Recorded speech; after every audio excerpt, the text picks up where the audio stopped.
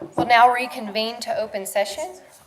Do want to thank you all for joining us here tonight. Unfortunate circumstances do bring us here, but we did need to meet to continue with the recovery efforts and give the administration some direction for that. So with that, we'll continue in our agenda, moving to our consent agenda. Item 4A is a recommendation for rezoning relocation of Kingwood High School students. I'll pull that. That's a pull. Item 5A is to deliberate emergency remediation repairs to district facilities and/or equipment. Item 5B, consider the adoption of resolution to procure goods and services necessary to repair and remediate storm damage. Item 5C, adoption of a resolution regarding wage payments during emergency school closings. Item 5D, budget amendments.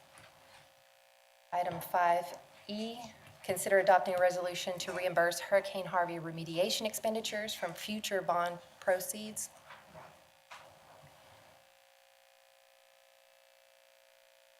Okay, so that brings us back to, well, we need a motion for those items. Madam President, with the understanding that no board action is required for item 5A, and that item 5D has been withdrawn by the administration, and that we have one combined resolution for action items 5B and 5C, I move that the board approve items 5B, 5C, and 5E by consent. Second. I have a motion and a second. Those in favor? It's unanimous. And so that brings us back to item 4A, recommendation for rezoning relocation of Kingwood High School students to designated location. We'll first call for the administration for a presentation. I make a motion to go out of order on the agenda, have the presentation before we vote Second. in the issue. We'll start with And then have public comment after the presentation, so we can make sure that the public gets heard on those issues. Right. We'll begin with administration with presentation, go to public comment before we call a motion. You made a motion? Yeah, I made a motion. I second. Yes, I guess we need a vote. You vote no. And a vote to change the Take it out. Agenda. Order of the agenda. Take it out. Just take it out. We'll be all right. Okay, I have a motion and a second. Those in favor? So, administration, ready for your presentation. Thank you. Jonathan Fry is going to help me pull this up.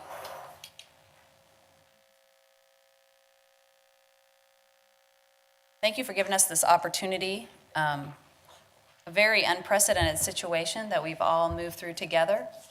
And I could spend the next 30 minutes saying thank you to people who are in the room, people who are not in the room, for their above and beyond service during the past, I don't know how many days it's been, I can't remember. But the reality is that we had bus drivers that put themselves in harm's way to evacuate small children and their families in conditions that they probably shouldn't have been driving in. We have police officers who escorted them up the wrong way on streets so that they could get those families out. We have lots of folks who volunteered at Creekwood Middle School to create a temporary evacuation site. We have lots of folks who supported first responders who set up alternative locations at Kingwood Park when their substation was flooded, and also Atascocita High School where they need a staging area for the Coast Guard and many others. So like I said, the list is so long, I can't even begin to tell you, but I just want all of you that were part of this, I just want to say thank you. What you've done has been a model for the kind of collaboration and service and support of a community during the most difficult time, I think, that I've been through as a superintendent. I would trade a blizzard in it any day. And so some of you, many of you, were away from your own families so that you could help other people. And some of you were displaced from your homes and your families, and you were still helping other people. So I want to start by just saying thank you to a staff that I'm very humbled to serve and support as a leader, and couldn't be more proud of the approach that you have collectively and individually taken during, the most catastrophic event that our community has seen. I think ever maybe is the word. So with that, I just want to start with that thank you and then move through this presentation where we would just like to share kind of the timeline of events for Humble ISD and also the impact to Kingwood High School. So you can't see that timeline word very well, but we started this really before August 24th, where superintendents across Region 4 started conference calls every night talking about the potential situation regarding Harvey, and every day it was different. And on the 24th, we got the news that this hurricane could bring unprecedented rain to the Houston area, and which could cause catastrophic flooding. So I immediately requested a conference call with the leaders in this district, some of whom were in storage units moving, others grocery shopping, who all dropped what they were doing and got on a conference call so that we could all talk about what the forecast was and what we needed to do to get ready. On the 25th, we had a district meeting looking at every aspect of our organization and how we would function moving forward. And then on the 28th is actually when I would say, I think this is an arguable date, but when the major flooding began across our school district. And that's when we partnered with the Houston Police Department. Our Humble ISD Police Department worked together with them to evacuate people who could get to Kingwood High School. And we planned to do that till 8 p.m. that night, but the roads became impassable at 7:15, and we had to stop doing that. And we also moved on to the 29th, where the major flooding was even worse, and many of us throughout the community were watching boat rescues and helicopter rescues and all of those things. And we again worked with Houston Police Department, Humble Police Department to open Creekwood Middle School as a temporary evacuation site, and moved 400 folks from our community out to shelters and other places where they could be safe. We came together as a team on the 30th and sat down and discussed exactly the process we would need to move through as a team to decide when school would reopen and what the possibilities were. And we decided that we need to do a 100% facilities assessment. We also needed to do a staff survey and assessment to see what the condition was, and also an IT assessment. And we decided that we would have that completely finished by Friday at 5 p.m. so that we could, at Friday at 6 p.m., release information to the community. We also launched the Kingwood High School transition team out of that meeting, a group of people all directly impacted or potentially impacted by a transition from Kingwood High School. As I had toured the facility, and it was very clear to me, and hopefully many of you have seen the video that Rusty Odom put together. Fantastic job, Rusty. That clearly demonstrates the condition of Kingwood High School and the amount of flooding that it actually endured. So we continued to work through this with the data that we had and inform the community about this information. We got back together on that Friday night. Our facilities, with the exception of Kingwood High School and the ISC, were ready to return to school. We had some minor roof leaks and things like that to fix, but we were not concerned. Over 85% of the staff were ready to return on Tuesday. That included people who didn't respond at all as no's. So it was actually closer to 12%, and that included all the people that said, no, I don't think it will work. So a large percentage of the staff were ready to return, and the IT infrastructure was up in all major applications with the exception of internet, and particularly in Kingwood. So we made the decision to move forward with the KHS transition team, and also looked at a first draft from them and launched the information to the community that we would welcome staff back on today, and also welcome our students back on Thursday, with the exception of Kingwood High School and Summer Creek High School, and we'll talk more about that in a minute. So as we moved forward, we continued through this process, always taking in more information, commentary, et cetera, and then using that information to adjust our planning and communicating that information out. So I hope that you had the opportunity to review those things. Finally, we launched the Kingwood High School video and also the plans, the initial plans for Summer Creek and Kingwood High School sharing, and received feedback on that, bringing us to the final decision that was shared with the community just recently. We'd like to spend a little bit more time talking about the Kingwood High School transition team, how that team worked, the different things they considered, the decision they arrived at, and why that was. Oh, I wanted to share this too. This is a little meteorology for all of us. Many of you know I was a science teacher, so. But as we were going through this storm, I took screenshots on my phone. You're not going to be able to see this great. But what I thought was fascinating about it was several of these are all the same day. And you can see that the hurricane trajectory, and you probably all were watching the same thing I was watching, but the hurricane trajectory continued to change throughout the day. You can see the date and timestamps of each one if you had it closer. And this made it very difficult for planning and making decisions on the spot. And so ultimately, we ended up in close to that last one, although the storm actually went further east of us. But such a lot of data coming at this team throughout this entire process, constantly changing every few hours, a different situation, going from a hurricane that was going to hit Corpus Christi to a hurricane that was going to come back out into the Gulf and then come to Houston to a hurricane that was going to come back out into the Gulf and then go east of Houston. So constantly changing information around the storm that we were monitoring and then adjusting our planning accordingly. So I'd like to introduce Roger Brown, Dr. Roger Brown, my deputy superintendent, and Mr. Trey Kramer, assistant superintendent for high schools.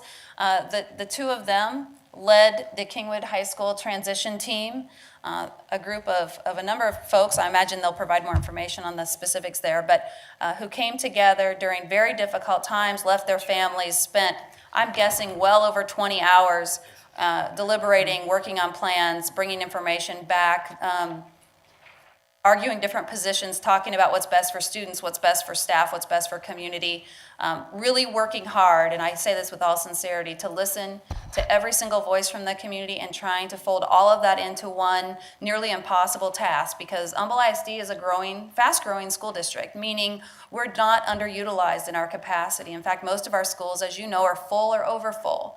So when you displace 2,700 students, one of our largest high schools in a fast-growth district, it's just probably one of the most challenging set of circumstances a school district can endure. So with that, Dr. Brown. So thank you so much. Okay, so this is the aftermath of Harvey. So just like many in the Houston area, certainly in this area, we were hit pretty hard and hit with some major flooding, especially in the Kingwood area. And so this is an aerial of Kingwood High School, and you can see the water levels are fairly high. However, we were hoping, or I was hoping anyway, that once the water receded and our maintenance staff was able to get inside the building safely, they would be able to assess that facility, and hopefully we would be able to at least, I knew the bottom floor was going to be a challenge, but hoping that we would be able to at least use the second floor where a majority of the classrooms are located. So our maintenance staff got in there along with many others, and they solicited Blackman Mooring Restoration Company, a major company that is excellent at this kind of work, and got them in there to start assessing the damage to Kingwood High School. We've met with Blackman Mooring, and they were pretty clear in that the damage extended into the second level, and that any thoughts of mine or others that Kingwood High School would be able to be used after a short time was just not correct and just not going to happen, that this was going to be a major restoration. It had received major damage. So once that was established, then Trey Kramer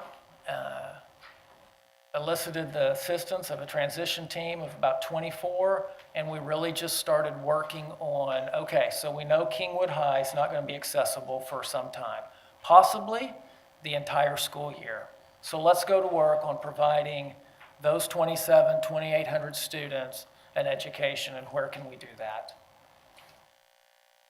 Thank you, guys. Again, so I was, along with Dr. Brown, we're tasked with bringing district folks together as well as campus personnel.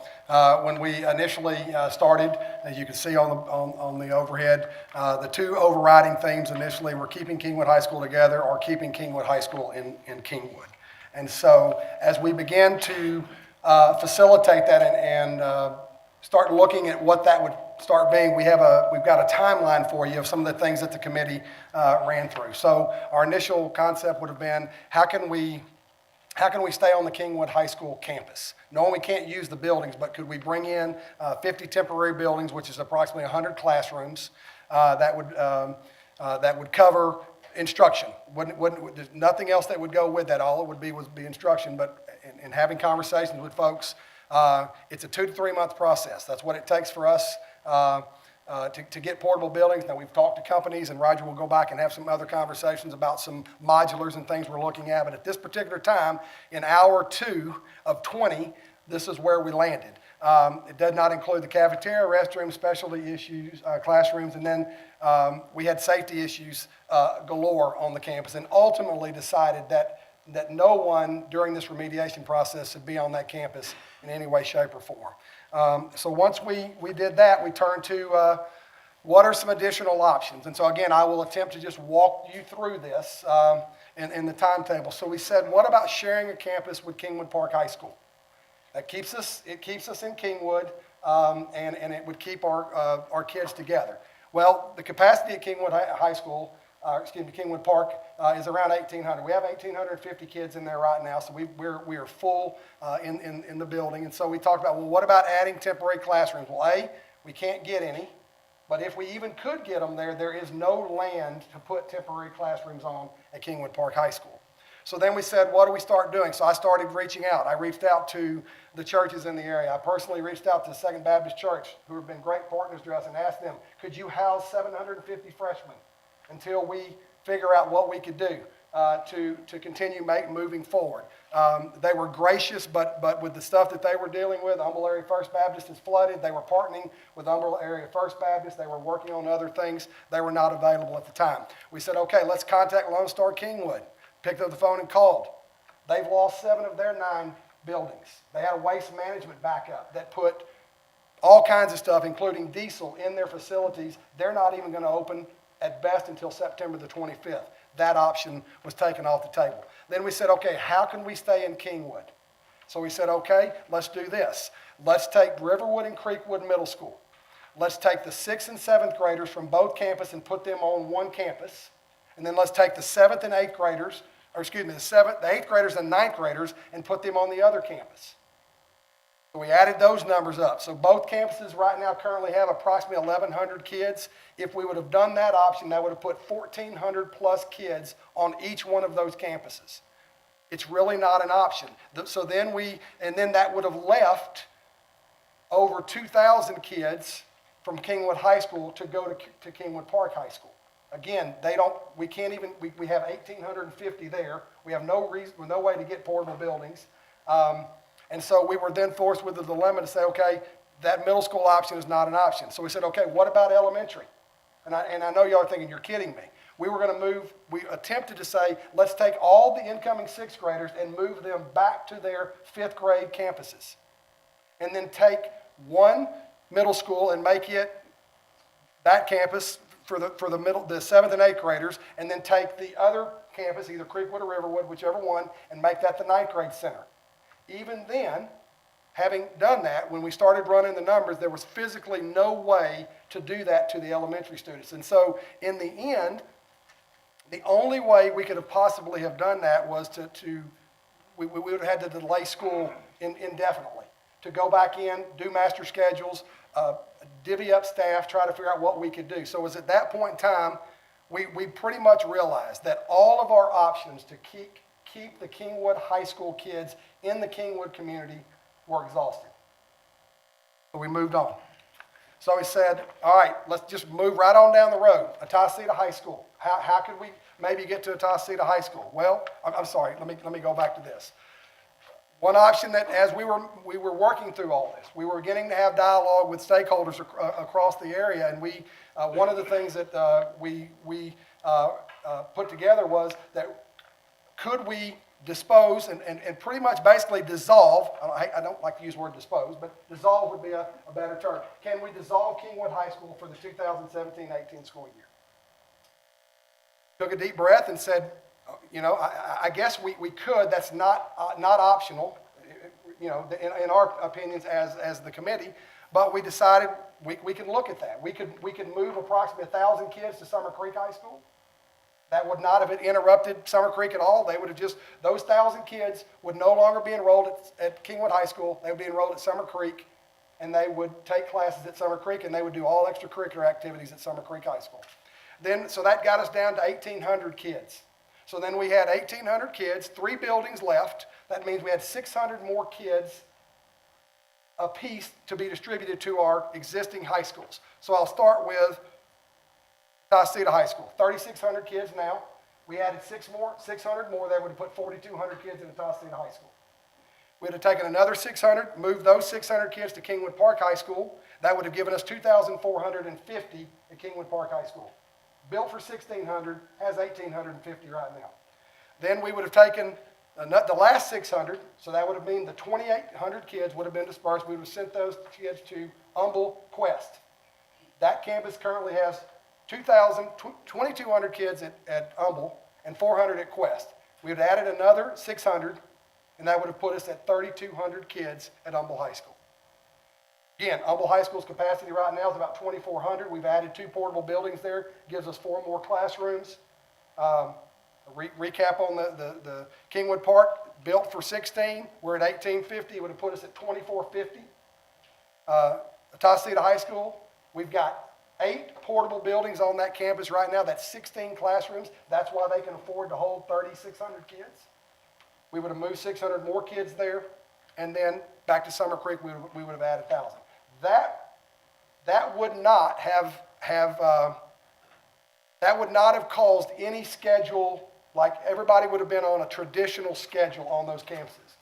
But to redo 2,700 kids' master schedule, to redo the entire master schedule was going to take 3 to 4 weeks. So we were looking at a start date of probably September 25th at earliest, and maybe into October, depending upon how quick all of that work would have been done, which meant every high school in this district would not start school until the end of September or early October. Going back to the other scenario, when we were looking at the middle schools, that would have delayed our middle schools and elementaries also opening at the time. So when we looked at this, the reality was, you know, there's no way to keep Kingwood High School together other than 2 options, and that would be, again, AHS. They have the physical capacity, and we looked at it from this standpoint. 2,700 kids, that building can hold 3,200. Summer Creek, 2,200 kids, that building can hold 3,200 kids. So we knew right there that we had a facility that could actually hold all of Kingwood High School, if we could work it out. Then we started doing the breakdown of what does it look like logistically. So 3,500 students currently, all right, we're at 32's capacity. We have the temporary buildings. Concrete is at a premium there. So we would exit out 3,600 kids at approximately the dismissal time, whatever time that was in the middle of the day, and we would bring 2,700 kids in. On Will Clayton and Westlake Houston. On top of that, the parking alone, we would have to have shuttled from multiple sites in the area to find enough parking. There's 250 parking for Summer Creek High School's approximate faculty, 250 approximately for Kingwood High School. So that's 500 spots just for adults. And then you start looking at kids, both seniors and juniors on both campuses.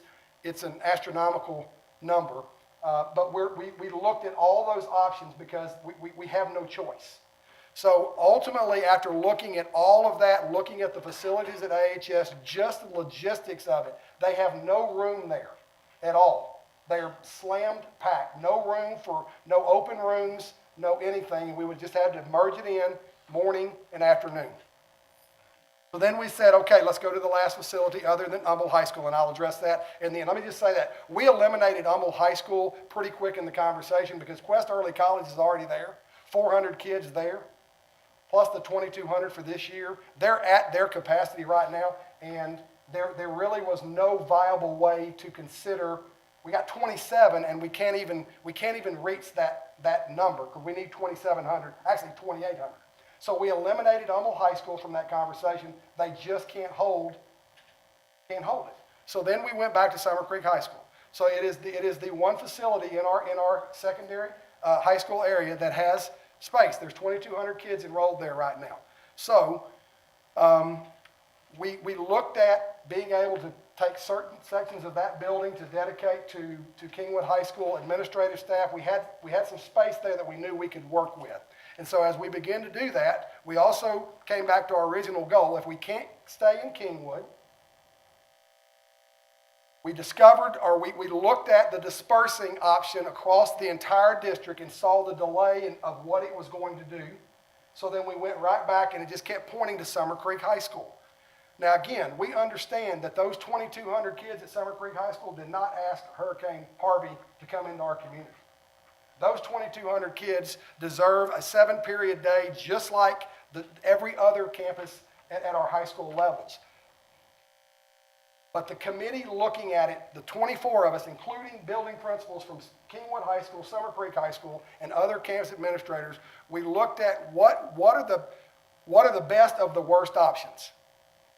I can't put it any, that's what we were faced with. And how do we get our community and our kids going again where we can get some normalcy back and forth, knowing that there are sacrifices that the Summer Creek High School kids will make and the Kingwood High School kids will make when it comes to instruction, and we'll talk about that in a second.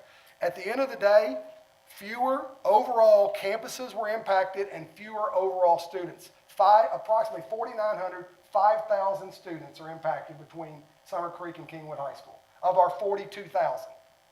If we touched all the high schools, it was 12,000 plus, and you just take the numbers all the way down looking at the middle school and the elementaries. So we continue to work through this process. Okay, so now let me say this. This was over probably 2 days and 10 hours. So when I say we're making decisions literally on the run with people that don't have, people that houses have flooded, people that are at work serving our district, because that's the role that they have. We made all of those decisions in over a 2-day, 10-hour period. And then we landed on these were some options that we felt like we could go to the community with. Admittedly, looking back now, 3 or 4 days later, wow, 34-minute class periods. Straightforward, 34 minutes, and then we had the option B block that was 55 minutes, 7 classes per day, and then it was every other day, and it was a Monday, Wednesday, Friday, Tuesday, Thursday, Saturday option. And we knew that mentioning Saturday was a potential issue. We knew that 34 minutes would be a potential issue. We knew no matter what we put out on this first go-round, no one was it was just going to be a shock for all of us. But we did it with the intent of we're trying to move forward. We want feedback. So we put it out there, public communications, put it all together. We got the email sent out, and we know we asked for an incredibly tight turnaround on feedback. We were it was never intended to be a vote. It was a survey. And so we were just looking to try to get as much feedback as we could possibly get from our community. And so we set it out there. And these were the results. So I will read this so make sure people can, I don't know if you can see it from the back. So from the parent input side, option A, which was the 34 minutes, it was 2,072 people voted, and it was 45% of the people that voted. And there were option B, which was the Saturday option, was 2,526, 54.9% voted. Keep going, we'll have questions, okay? So that was option A and B. Knowing once we hit send and started looking at it that option A really wasn't an option for people that didn't want to go to school 34 minutes, and option B really wasn't an option for people that didn't want to go to school on Saturday. So we knew right then that we were going to have we didn't know how the data would come back, but we put it out there, and we knew that we would just take it as it was. Interestingly, the staff, option A, of the 227 staff members that this went to Kingwood and Summer Creek staffs only. So 227 of their staff members, 61% said option A. Option B, 38.3%, 141. We had 368 teachers provide feedback on that. So there were over 1,500 comments. The comments provided were very helpful. That's when we started getting modifications. Hey, would you think about this? Could you think about this? Would you think about these? So we took all that in, and in the end, when we sat down and summarized on Sunday night, after the survey closed. Now, this is where we're at. And I'm only saying this to you to tell you the timeline that we were dealing with. I had a meeting at Summer Creek High School with Mr. McDonald and Mr. Landry at 8 a.m. the next day. They were in the process of meeting with their administrative teams to go over the data that they had been provided, because Dr. Brown and I were coming at 10 o'clock. He was going to join me at 10 o'clock, and we were going to have to make decisions about the feedback that we had been given, and had the two campuses been able to come up with any type of common ground on what direction we wanted to move. So, in the end, the results that we got clearly said these: having school on Saturdays presents a hardships for a lot of our families and our staff members. 34 minutes is not enough time for effective instruction. And one of the things we realized in that initial plan, and I'm almost embarrassed to say, we allowed 20 minutes for 2,200 kids to potentially exit and 2,700 kids to exit. We can't clear a high school parking lot in 20 minutes. And yet we expected to clear one and then put the other one in, and we were going to do that. Now, I don't know if that was sleep deprivation or what, but that clearly was not acceptable. And we realized that, okay? So we came back. Again, I want to reemphasize to you, the principals who are both here tonight and their administrative team sat down after looking at all the feedback with their teachers and their administrators and some of the suggestions that had come through, and started putting together what we're calling a modified AB plan. They knew that instruction was not, 34 minutes wasn't going to get it, and Saturdays in our minds at this point in time was not an option. So we sat down, we think we met those objectives. We have 61-minute classes Monday, Wednesday, and Friday, and we have 83-minute classes on Tuesdays and Thursdays. And we have incorporated extracurricular activities, meaning both athletics and fine arts. There are schedules that would allow Summer Creek's in the school in the morning. Kingwood High School extracurricular would be working out in the morning. In the afternoon, Kingwood's working out. Summer Creek's extracurriculars would be participating in some way, shape, or form. So that's where we landed there. Okay, now, I've never operated almost like in live time, because that was literally yesterday. I've lost track of time. That was literally yesterday morning. We met with Dr. Fagan. Our transition team met at 1 o'clock yesterday. We put it all together. We presented it to Dr. Fagan, who then worked with our stakeholders. And I think at 6:06, 6:08, something like that. I'm trying, it went out.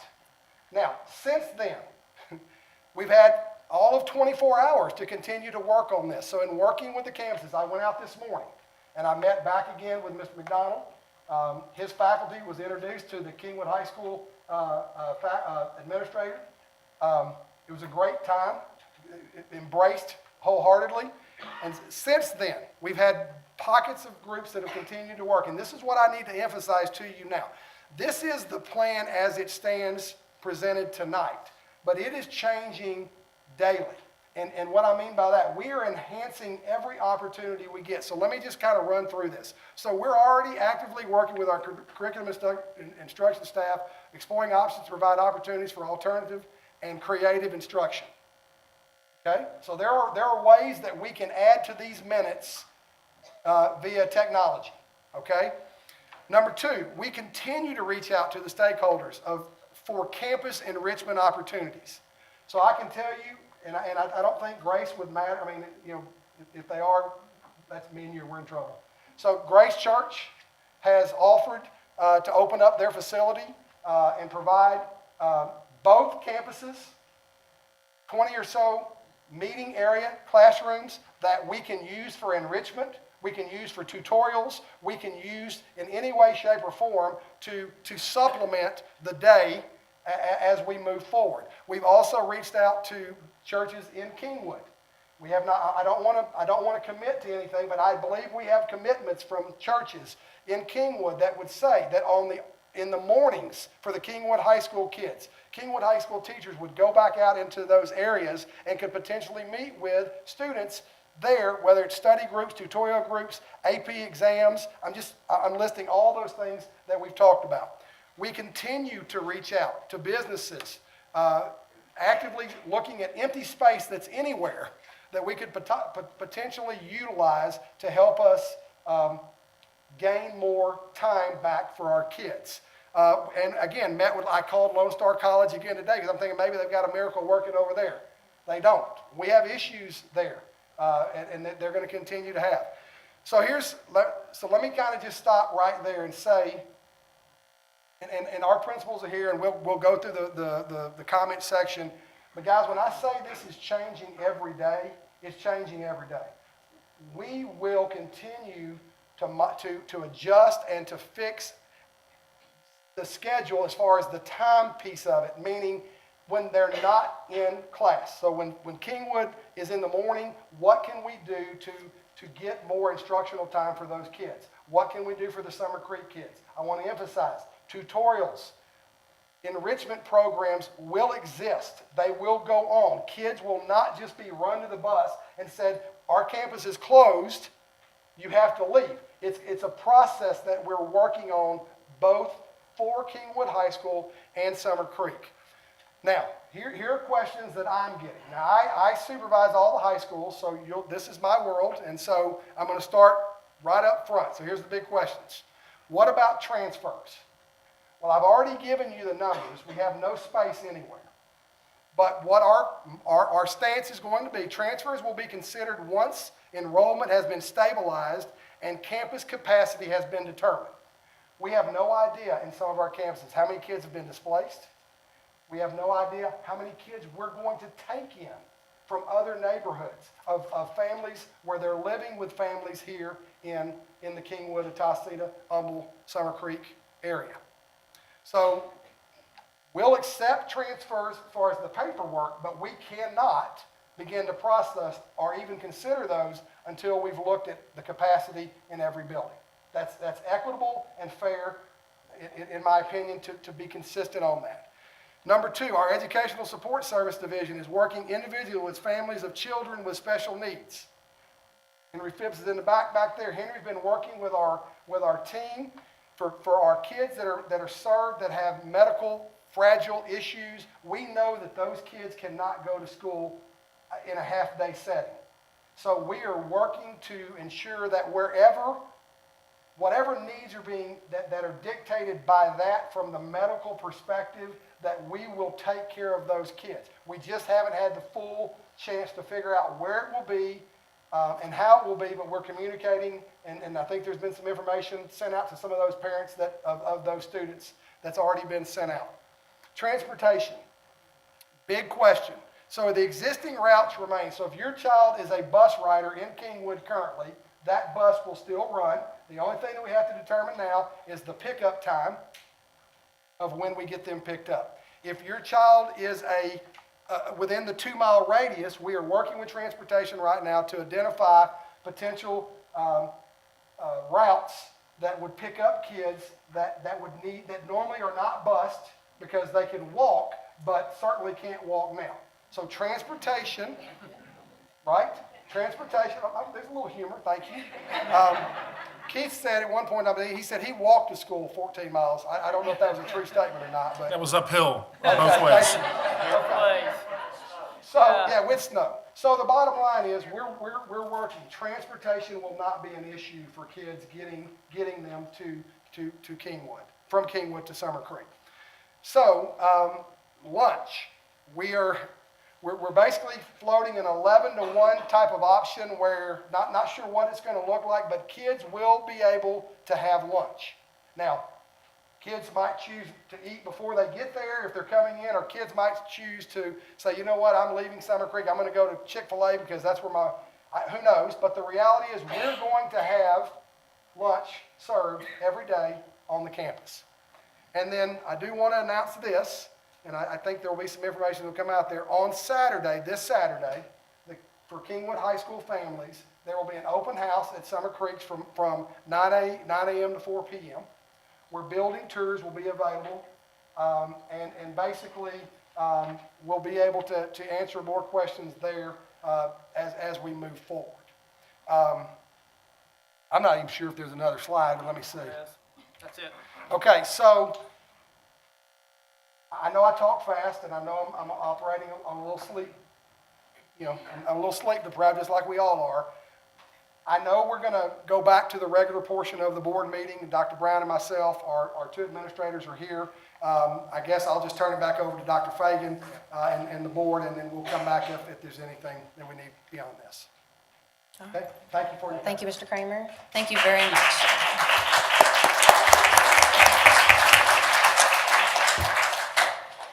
Well, thank you, Dr. Fagan, and thank you, Dr. Brown and Mr. Kramer and your transition teams and everyone who's been a part of this whole entire process. And just for clarification, normally we took that out of order to provide that information so that perhaps it would answer some of the questions that you may have. But we did want to provide an opportunity for public comment this evening as well. I know a lot of people have sent us information, feedback, not only via the survey, but via email, phone calls. All of that is helpful. All of that is shared with administration. So any way that you are comfortable reaching out, we appreciate all the feedback that you can give us to help us be able to represent you and your families in this situation. So we do want to turn it over to public comment at this time.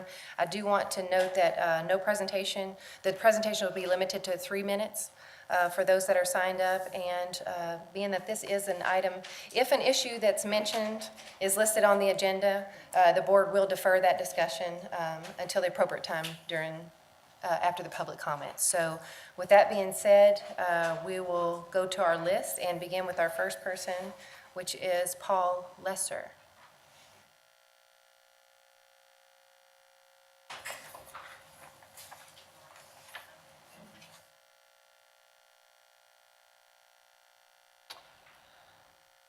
Good evening, President Conrad and Superintendent Fagan and board members. My name is Paul Lesser. I have 2 children who attend Summer Creek High School. I'm here to speak about the proposed plan to move Kingwood High School to the Summer Creek High School campus. Look, we all know we've been through a terrible event here. The destruction and suffering caused by Harvey are overwhelming, and we all agree that we have to come together as a community to rebuild and restore life as normal. I want to be very clear. The parents and families from Summer Creek High School are willing to do our part. We hope that the entire Humboldt ISD community will do the same. We appreciate the efforts of the board to find a solution to the problem. I can imagine that you've been working long hours, and we've seen evidence of that in the presentation here, to address the need to accommodate the students from Kingwood High School. The plan that's been proposed to combine the 2 campuses into 2 separate schools operating on a shared campus is seriously flawed. It doesn't properly address the educational needs of the students of those 2 schools. I commend the board for trying to keep Kingwood High School community together, but the plan they've come up with imposes too high a price on our students. I'm here to request that you go back to the drawing board. We want the board to come up with a solution that does not involve reducing the classroom instruction time so drastically. By my calculation, the current plan does that by nearly 40%. Summer Creek is already a challenged high school. Houston Chronicle has given it a grade of D the last 2 years running. The state of Texas does not rate it highly either across the 4 domains in the statewide survey. The plan you're going to adopt will severely impact the quality of learning for both the existing 2,300 Summer Creek students and the incoming 2,800 Kingwood students. High school students are not equipped to undertake their own independent study, as this plan will force them to do. Some exceptional students will probably be up to the task, but many will not. This is true especially for the freshmen and sophomores. Summer Creek already has extensive online learning capabilities. Many of the teachers don't leverage those resources, and I've heard, nothing in this plan that would make it a requirement for them to do so. The answer is that the online resources are not the solution. If they were, they would be more heavily leveraged already in the existing school environment. The result of this plan is that students will have a seriously limited learning experience this year unless you change the way things are going. I request that the board take additional steps to increase the amount of classroom instruction time for the students at the Summer Creek campus this year. There are lots of possible approaches. Let's try to be more creative. We've only had a week to think about this. The current plan, supported by the board, places the entire impact of Harvey on the Kingwood High School students and the Summer Creek High School students. without asking any of the other schools to sacrifice anything. Hardly seems fair. And the plan as I see it now is for an entire year.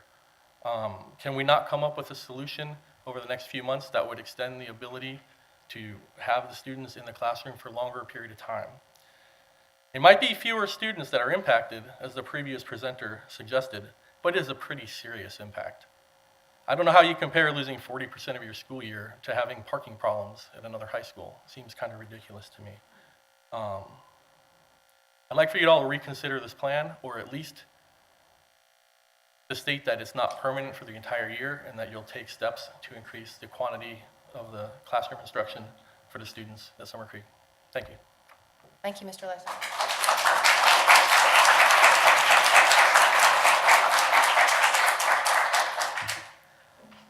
Just so we'll be able to hear from everyone today, we want to make sure that you stick to your 3 minutes. Our next speaker is Ron Kobialka.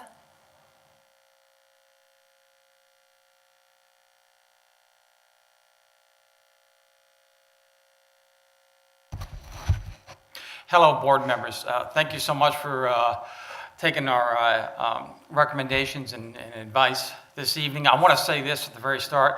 I know you're going to have a lot of people that question specifics of your plan. Let me tell you one thing I will not question. I believe your hearts are in the right places, that you're doing everything in difficult circumstances to try to do what's best for our kids, not just what's easiest or expedient.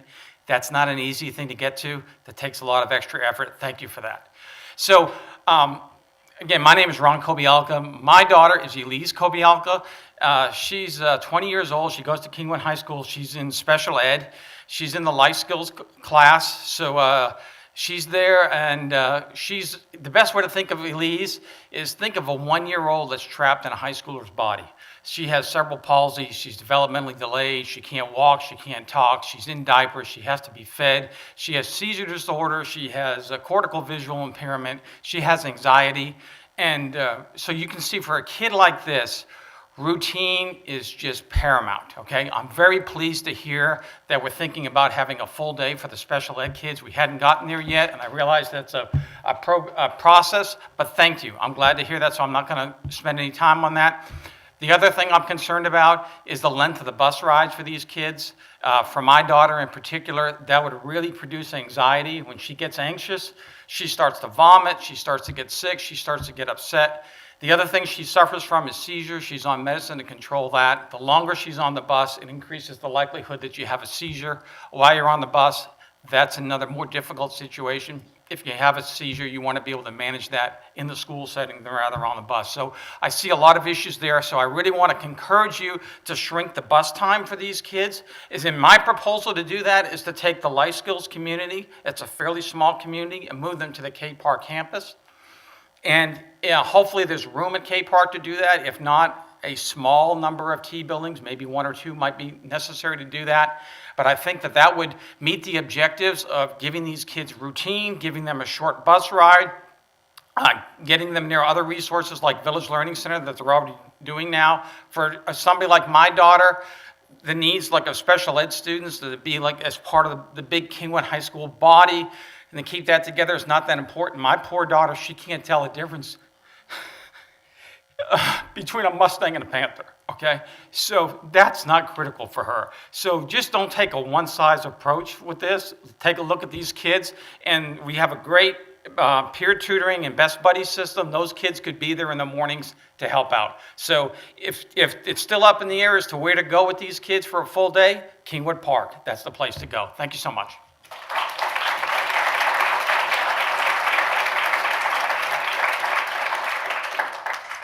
I just want to say thank you so much for your comments, and it's my understanding that we're all in complete agreement on that. So I believe that Mr. Phipps is working with, to do all of those things and figure out the individual special education needs of each student and their, all of their unique requirements. So I don't think there's any disagreement on any of that part right there.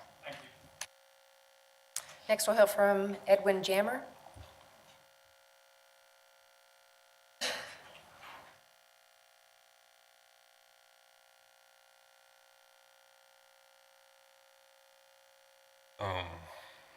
I'm not as eloquent as everybody else was. I'm gonna keep it pretty real, and I've been out all day delivering donations everywhere around the community, so I'm a little tired and everything. But basically, the reason I'm here is instead of complaining about what's going wrong and that we should do this, we should do that, I came up with some solutions, maybe some ideas that y'all didn't have the time to think about.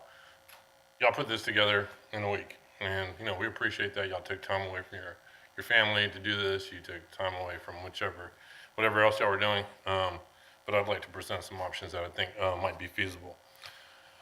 First option I came up with, at Summer Creek, we do have space for 11, 1,200, 1,300 students. Send us them, send us as many as you can. Overcrowd us if you need to. But keep the day, a full day of school. The remaining kids, if you send 1,200, 1,300 to us, you've got about 1,500 to 1,600. Apparently, y'all become comfortable with the split day thing. If y'all want to do that, y'all can do that at Cave Park.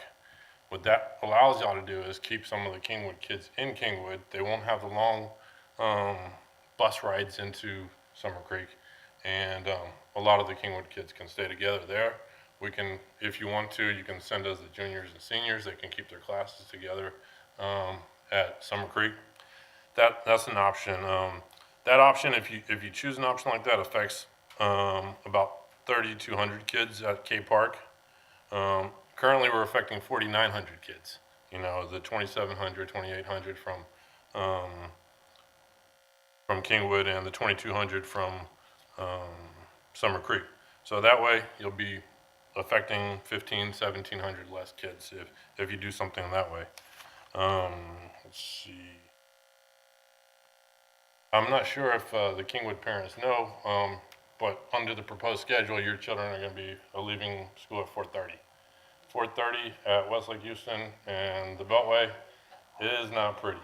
To get to my house in Lakeshore, it takes us about 25 to 30 minutes at least, and that's on the good traffic days. Your kids aren't getting home within an hour, probably. So I don't think that's a good option. Option two, we've been talking about unity. We've been talking about coming together as a community. Why not do that at Summer Creek? If we're gonna have everybody at Summer Creek, why not come together at Summer Creek? Put all the kids there, get 50 portable buildings. I spoke with some portable building companies today. They said they can have them here in 2 to 3 weeks if we really get on them. We can have school the regular hours. The kids can get out at 2:55 instead of having to, deal with the rush hour traffic at 4:30. I think we've got resources in this community. People from Kingwood, people from Summer Creek.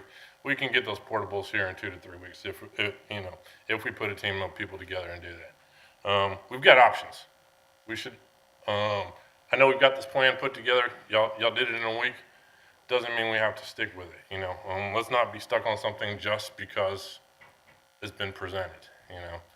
We've got options. I'll let other people talk now. So. Thank you.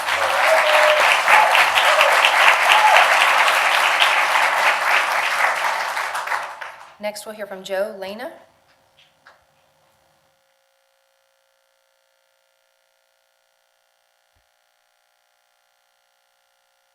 Starting my timer. Hi, my name's Joe Leva. I have a daughter who goes to Summer Creek. First of all, I can't even imagine the amount of hours and time that you guys have put into this, so some of my comments will be based on ignorance. Not only have you guys been working on it for a long time, but you guys have been doing this for years. I think for me, my overarching concern is kind of what we're hearing consistently, which is less hours. And so it feels like it's an experiment in terms of if it's 40%, 30% less hours, that's okay. And we talk about self-study, and I've heard some people say, hey, we can compare it to kind of college study. The problem with that is, first of all, not everyone goes off to college. And the people that go off to college, there's a small percentage of them, I've heard 20 to 30% that fail out their first year. So I think that puts us in a situation where now we're at 5,000 people that potentially we don't really know what's going to happen. We hope but hope doesn't bring results. So, from my perspective, I think that options around, I hear a lot about parking, so maybe we just say, people that drive, let's carpool. If we hear conversations around not being able to drive, that's okay, maybe they need to be bused. Everyone's gonna be inconvenienced here. I'm okay with that. I'm okay sharing resources in schools. I just think that when it comes to these types of limitations where we don't know what the end results are, I worry. My daughter does well in school. I think she's gonna do fine. I worry about everybody. So I think there's, the TEA has a standard because of, I wouldn't say lowest common denominator, but they definitely need everyone to succeed. So I think that should be kind of overarching what we decide upon, what's best for everybody. So I'm here more as a parent that's focused on the success of Summer Creek and the results that we get from test scores, because that's how we're evaluated, right? So we talked a little bit about the rating that Summer Creek gets. I'm really concerned with where our school will wind up if at the end of a year it's 30%, 35% less study hours, and then test results come out and they're very low, or we have kids that, I really believe that school in general is very focused on how kids feel about themselves. And if they're already struggling and there are less hours, then I think the problem there is they're gonna not want to continue further on in school. So I worry more about the kids that are, more at risk than anybody else. So, 3 minutes exactly.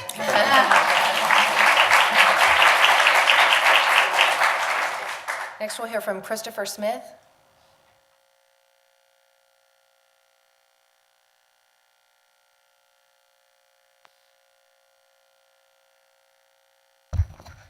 Hi, I'm Christopher Smith. Also wanted to echo everyone's sentiments about appreciation for the amount of time that you spent working on the plan and getting us here. I know it's a tough task, and we really recognize that. I just still have a couple issues that I feel like maybe haven't been quite addressed yet, or questions that I have that haven't been answered. And just want to really emphasize that that we're not shortchanging the minutes of instruction by too much for the kids. So it's my understanding that the Texas Education Code requires 75,600 minutes of education, and that we've gone away from this 180 days of education required. So our kids are getting a lot of days, but but my calculation adds up to about 44,000 minutes. It falls way, way short of the 75,000. I have a question of how we're doing that legally. I have a question of why is that acceptable to us? I understand it's an emergency situation. In an emergency situation, you have to do whatever you have to do. We've got the kids in school, great.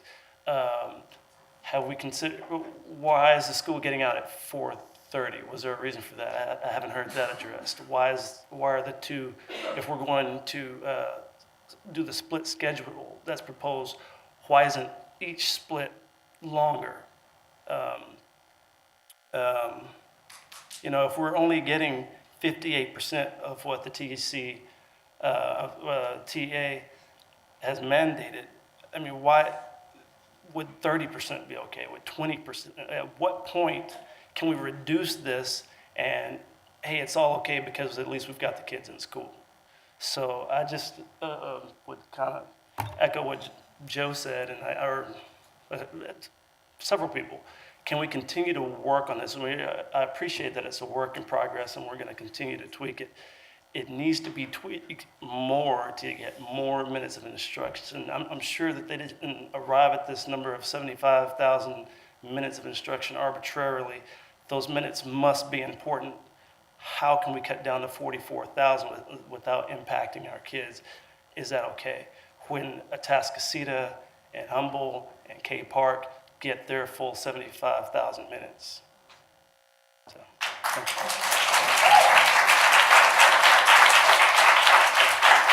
Stephanie Munoz.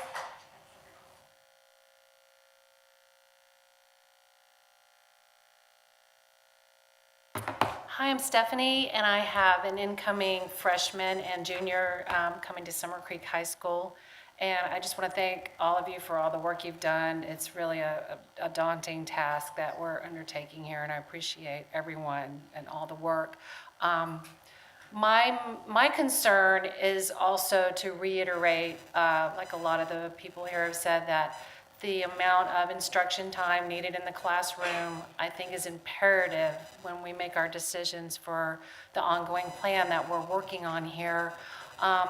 My kids have ADD and ADHD respectively, and they are very high functioning, very bright kids, but there's such a wide variety of special needs children.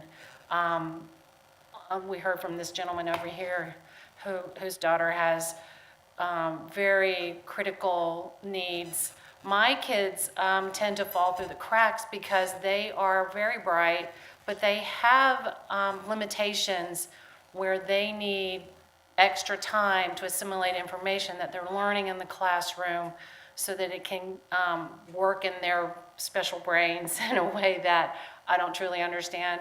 But they, even in the amount of class time that they've had in the past, still they struggle with this learning disability. And I've gone to all the teachers and I've taken extra time to try and figure out how to help them.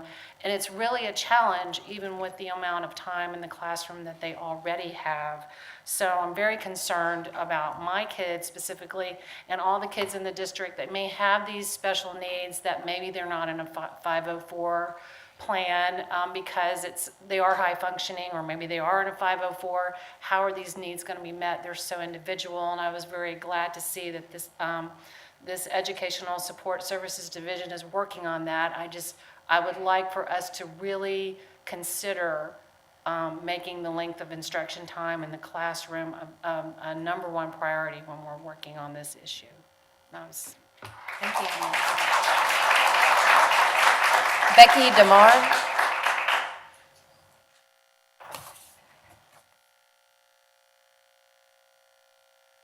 Well, the good news is that as we keep going here, I think many of the questions will get answered, and hopefully we'll get down to 2 minutes and 1 minute. Thank you, everyone, for all of your time. I appreciate the emergency situations that we're all in, so cut that short.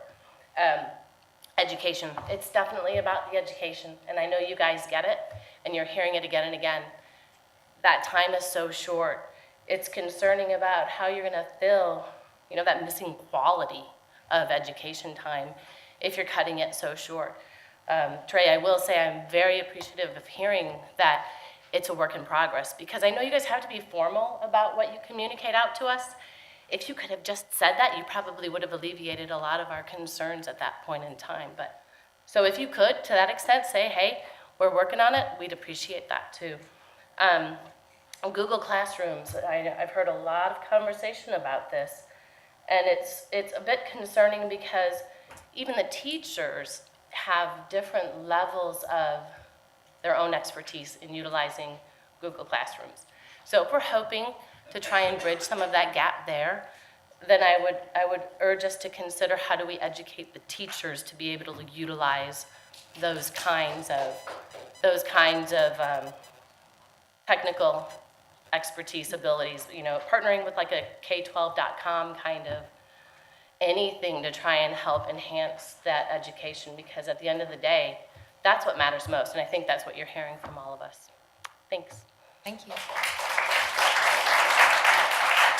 Megan Lesser.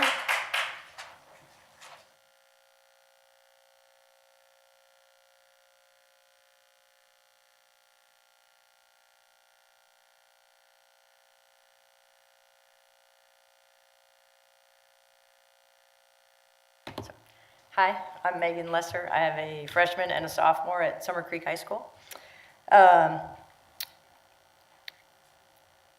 Many of us at Summer Creek, as you've heard, don't see a 4-hour and 19-minute school day as an acceptable solution. And, you know, don't get me wrong, we're happy to share the school, and I'm on the campaign that's gonna put the welcome to KHS signs out on, I mean, welcome to the KHS students out on on Lake Houston Parkway so that they're feeling welcomed coming in. We've all had to make sacrifices, compromises, but the one thing that we don't want to compromise on is the classroom time. And, you know, when I first heard we'd be sharing a school, I was joking with my kids. I was like, you guys are going to have to go to school at 5 a.m. or you're going to be coming home at 10 p.m. at night. You know. And I was shocked when I saw that the school was going to be open from 7 a.m. to 4:30 p.m. and 2 schools were going to have the day in there. I mean, I was absolutely, I mean, that's completely unacceptable. You know, you guys have had late nights and you have moved mountains to come up with some solution where 2,800 kids are going to be bussed across the lake, and we've got, you know, 5,000 sets of parents that are scrambling. You know, I'm going to go pick up my kid at volleyball practice at 3:10, and, you know, we're going to have to work all of that out. And, you know, everybody's, you know, my daughter in volleyball, they're already sharing gym time. You know, she's, oh yeah, we're going to be in the weight room this week because Kingwood is going to be using the gym. And I'm like, great, you know, be sure to high five them if you see them in the hallway. You know, that's terrific. You know, we're all working together at support. So many people are doing so much. Is it so much to ask, or why is it off the table already that we have 300 teachers or, you know, and administrators work in the evenings? Like, why would that be off the, why is it an option to cut our school day by 3 hours shorter and not have that option to extend our day? You know, we're willing to compromise on a lot of things, on being there at 5, coming home at 10, Saturdays, giving up holidays, whatever, but not on the school time. I mean, our school is struggling so much. I've heard a few arguments, oh, the independent learning, oh, it's going to prepare them for college. My kid, just not my, I'll just tell you that my kid has not finished his independent learning summer reading project yet. I hope his teachers aren't here. And I mean, don't get me wrong, he's a straight A student, and he thrives in the classroom. He did very well at Summer Creek last year. He finished number 16 in his class. But, Mom, it's extra credit. It's not required. I don't have to do it. If that's what we're expecting out of our students in order to get the full education, I've got a 14 and a 15-year-old, they're not ready. And I think that's a more typical teenage attitude. We're not ready.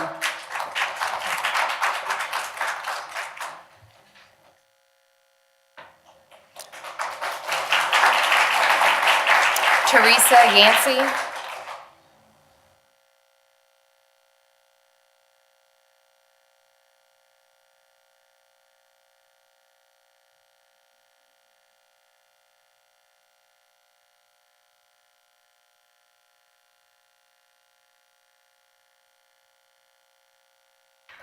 Hello, my name is Teresa Yancey, and I am the parent of 2 students that attend Summer Creek. My heart goes out to everyone in the community that's been affected by Harvey. I was one of the people that was not here. I was stuck and not able to get to my children, and it was devastating to see and heart-wrenching to go through. But what I think is even more of a tragedy on top of it is that our children are not going to get the education that they deserve with the options that were presented. I have a senior who still needs to prep for college. I have a freshman who needs to transition to high school. Seems the primary concern has been keeping all of the Kingwood High School kids together, when I thought the primary concern should be making sure that all of the students have the best education possible.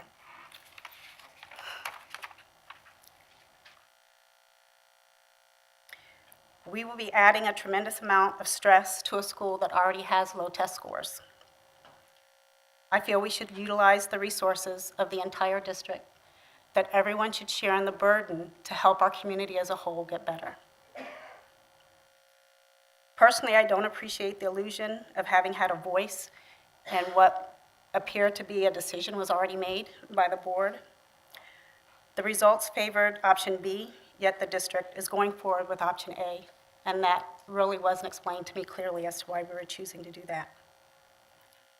Houston ISD seems to have some other options, and I realize that we are all independent school districts, but we should be able to lean on other school districts for solutions during this very trying time. How is it that they will be able to have longer class days, but our children will not? I think there are a lot of logistics that have not been considered for Summer Creek High School. In addition to not realizing how bad the traffic is at rush hour for the students that are proposed to leave at 4:30, there's also a circular area where the students are dropped off, and some of the proposed ways to deal with the parking, I think, do not adequately deal with the situation. I'm one of the mothers that stood up to speak. I have a lot of friends that chose me as a mouthpiece. I'm not sure why. And I realize that this is a difficult time for all. One mother said, when devastation happens and people have to start over, that their education is all that they have to fall back on. And I think we're doing our children a disservice by not giving them the full education that they deserve.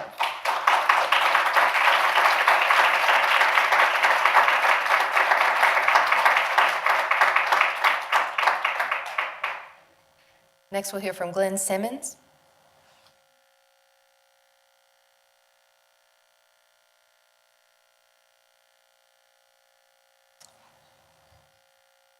Again, my name is Glenn Simmons. I'm an '83 graduate of Kingwood High School, so I have been in and around this district for most of my adult life.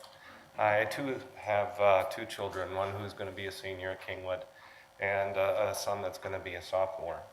And I first came here today, I was thinking, you know, there's probably going to be all sorts of debate and dialogue about what's right, what's wrong. And I'll tell you that I was a B voter. And the main reason for that was instruction time. My family was willing to sacrifice Saturdays. Both of my kids are involved in extracurricular things like many people have. And we knew that that was going to be a big strain. We were thinking about college visits. You know, Saturdays are the days to go and do college visits. We were willing to work that out in order to get the longer instruction time. So when we got the information that you all took that information and congealed the two and brought up a solution that increased class times in the best way possible, we were delighted. My kids were like, no, that doesn't work. You know, I want to be away from school 4 days a week. But ultimately, we sat down and talked to them logically about what the benefits were. And I can't say enough about how the process happened. I know there's been a lot of feedback about how we had little time to decide. There was little input from the community. I'm sorry, but I'm completely on the other side. I feel like that under the circumstances that we were informed as much as humanly possible. And when you consider what a great majority, especially the Kingwood residents, if you had tried to inform us any more than you did, it probably would have been lost anyway. Because speaking for myself and many of my fellow Kingwood residents, we've done nothing except pull out drywall and suck up water and move mud. And I can tell you that, I don't know the numbers, but talking about class sizes and schools and all that, half of Kingwood is lost. And high school is just one of those. And I don't know this on good authority, but I think even our superintendent was impacted at her personal home. So to know that you all were out there thinking about these kids and what was going on in this district while all this was going on, I can't say how much I appreciate you all and all the administration in this district for what you've done. We're going to get there. And I will say that being of an open mind, as I was about the B&A option and how we ended up there, that I've listened to everybody intently, and I couldn't be more proud of every person that's gotten up here and been very, very civil, beyond civil, as it relates to your concerns and what you brought up. And even though for those folks that came up with just concerns, and then for folks that came up with some potential solutions, I think we can look at this next year and realize that we have a lot of people in this district from all parts that are willing to stand up and help, that are willing to work on compromise. And for you all as leaders to kind of showcase that during this process is fantastic. So thank you for what you've done. Thank you for your willingness to look at other options and to continue to massage this process. I just can't thank you all enough. And thank you for everybody hearing your comments and your obvious love for your kids. So thank you. Ingrid Pena.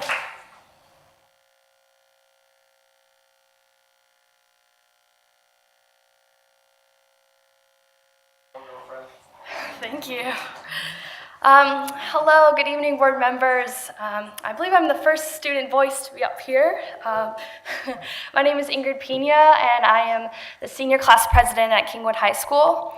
And you can imagine as class president that I've basically put my whole life into that campus and into that school. So when I started imagining, when I saw the pictures and I imagined not being able to paint posters in the stucco hallway and not being able to go to our regular lunch meetings, I realized that that's not what it's about. It's how I haven't invested into that campus. I've put my heart into my fellow classmates and really into my relationship with my teachers and being with my student body. That's what's really important to a lot of students' hearts.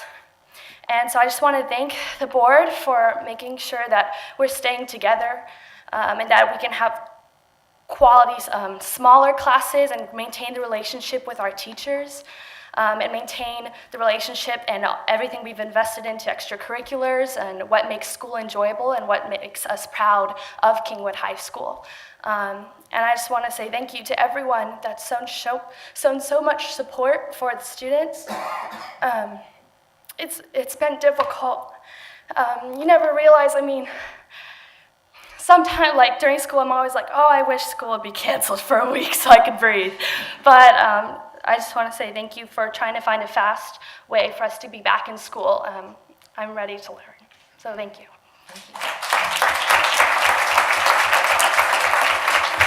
Marlene Mercado.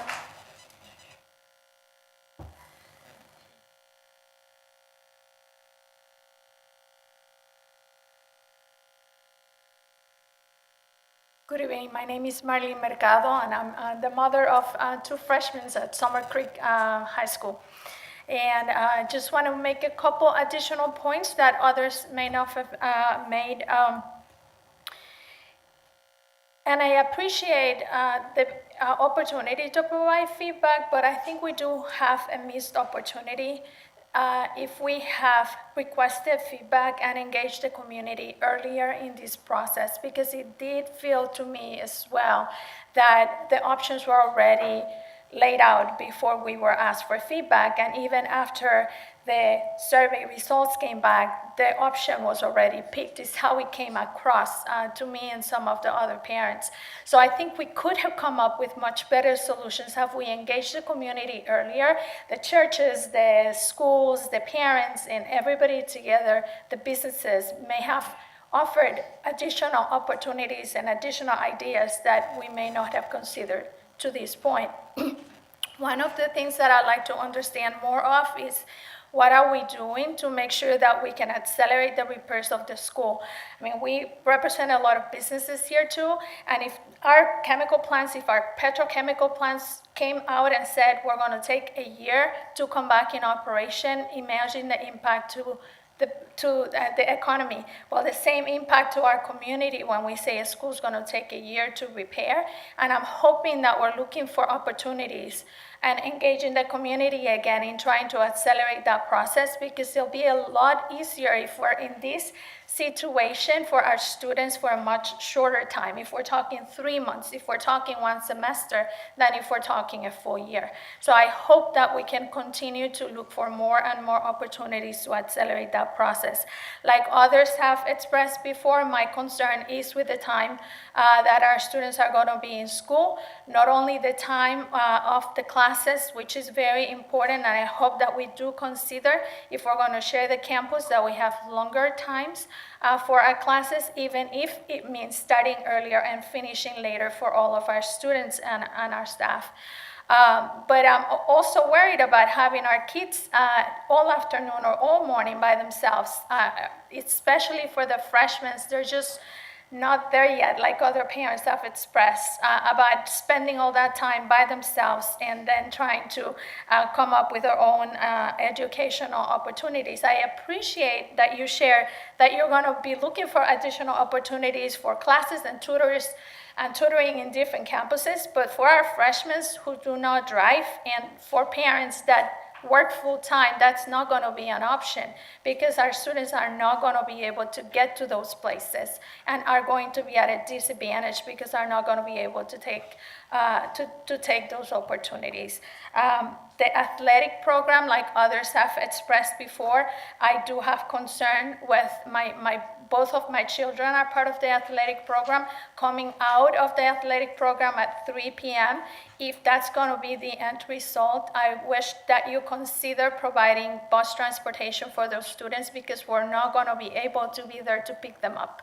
And we don't want kids in the school hanging out for 2 hours. That's not going to be helpful for anybody. So again, thank you very much for the opportunity. Thank you. Michelle Woodward.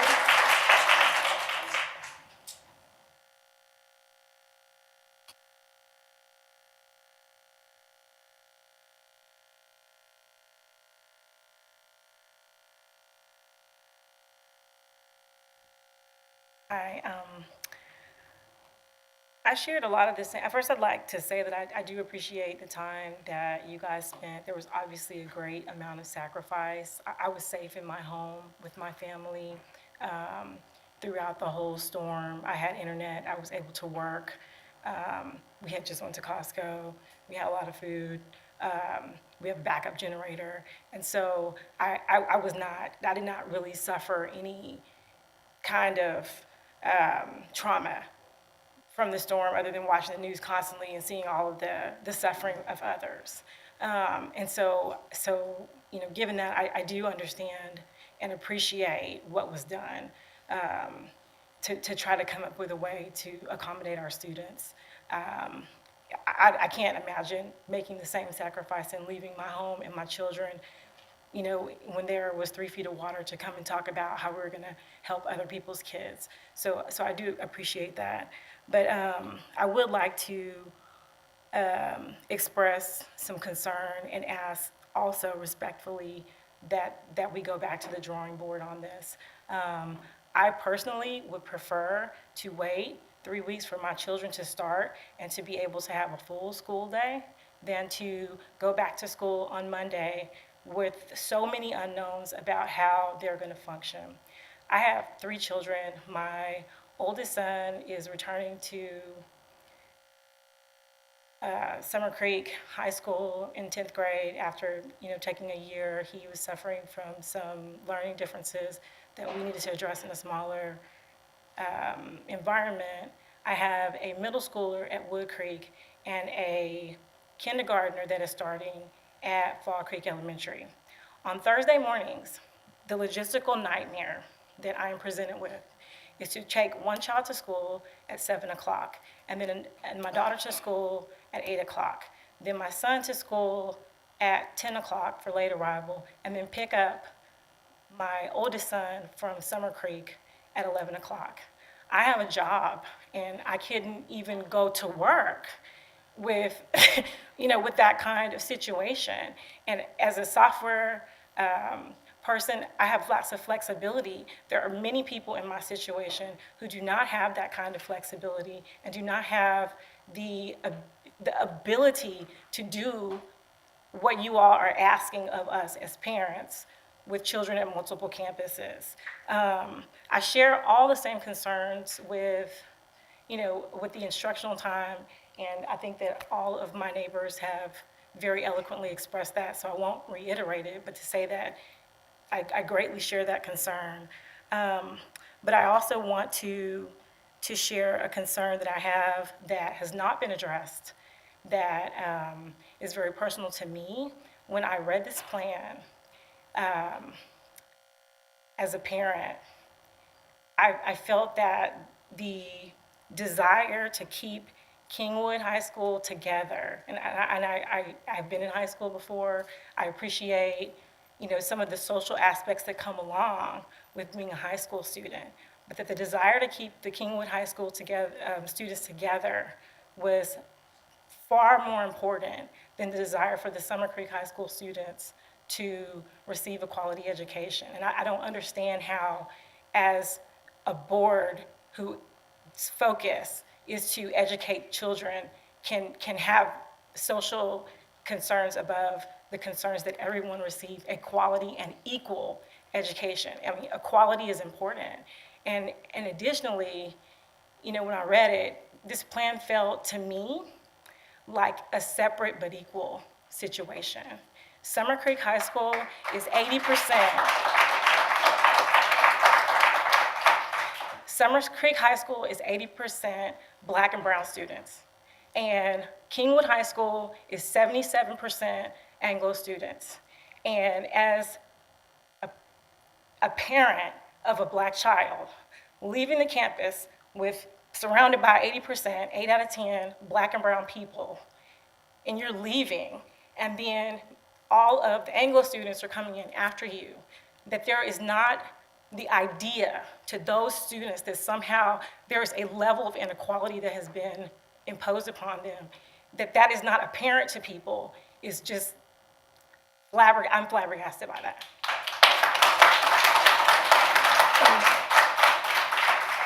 And I'm very frustrated that Ms. Woodard, I would even have to come to this. You've exceeded your 3 I'm minutes. sorry. If you'll take 10 seconds to close your presentation. I feel very, very frustrated that nobody understood that. And that's all that I have to say. Thank you.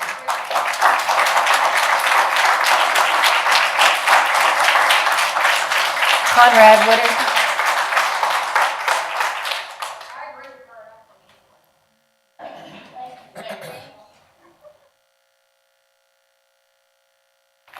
Good evening. It's kind of hard to follow up behind that magnificent woman.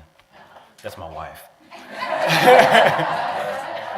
But no, I just want to reiterate what everyone has said tonight, guys. I mean, monumental effort by everyone who has been in charge of putting this plan together, as far as the effort with recovery from all of these conditions, from the flooding, from the hurricane. God bless you. I thank you for everything that you've done, the staff, the administrative staff, and folks who are in charge. Thank you for that. I'd be remiss if I didn't mention that.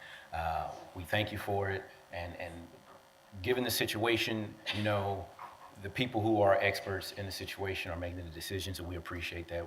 And we're grateful that you opened up a forum like this for us to bring up either our concerns, bring up our comments and our questions. So thank you for that. We appreciate that accountability that you're exuding out. Appreciate that. And I'm going to be brief. I don't even think I'm going to reach my 3 minutes, and if I am, I apologize. We have a motto at my job, and it's a safety motto. It's work safely or not at all. And I'm concerned about the safety of our children, like everyone is. I didn't hear much presentation about what will be done, specifically for option A, what will be done for the students, specifically the economically disadvantaged students, after hours, when they get out of school at 11 o'clock, 12 o'clock, what have you. A lot of these students, which I know some of them personally, as far as what are some of these students going to do who are living in a one-parent household or no parent household, in a guardianship household, and those guardians aren't there when these children are at home. Not every child has the support required of two parents or grandparent or a particular guardian. A lot of these kids have no one there, especially during the day. So my issue is what's being done, or at least what safety considerations have been looked at for these students in these lower income areas or even at-risk students. My son, he, like my wife mentioned, he has some special challenges, you know, and to an extent he's at risk to an extent, but you know, he's gonna be okay, thank God. He has parents who love him, he has a family, and he has that support. We have a lot of kids that don't have that support.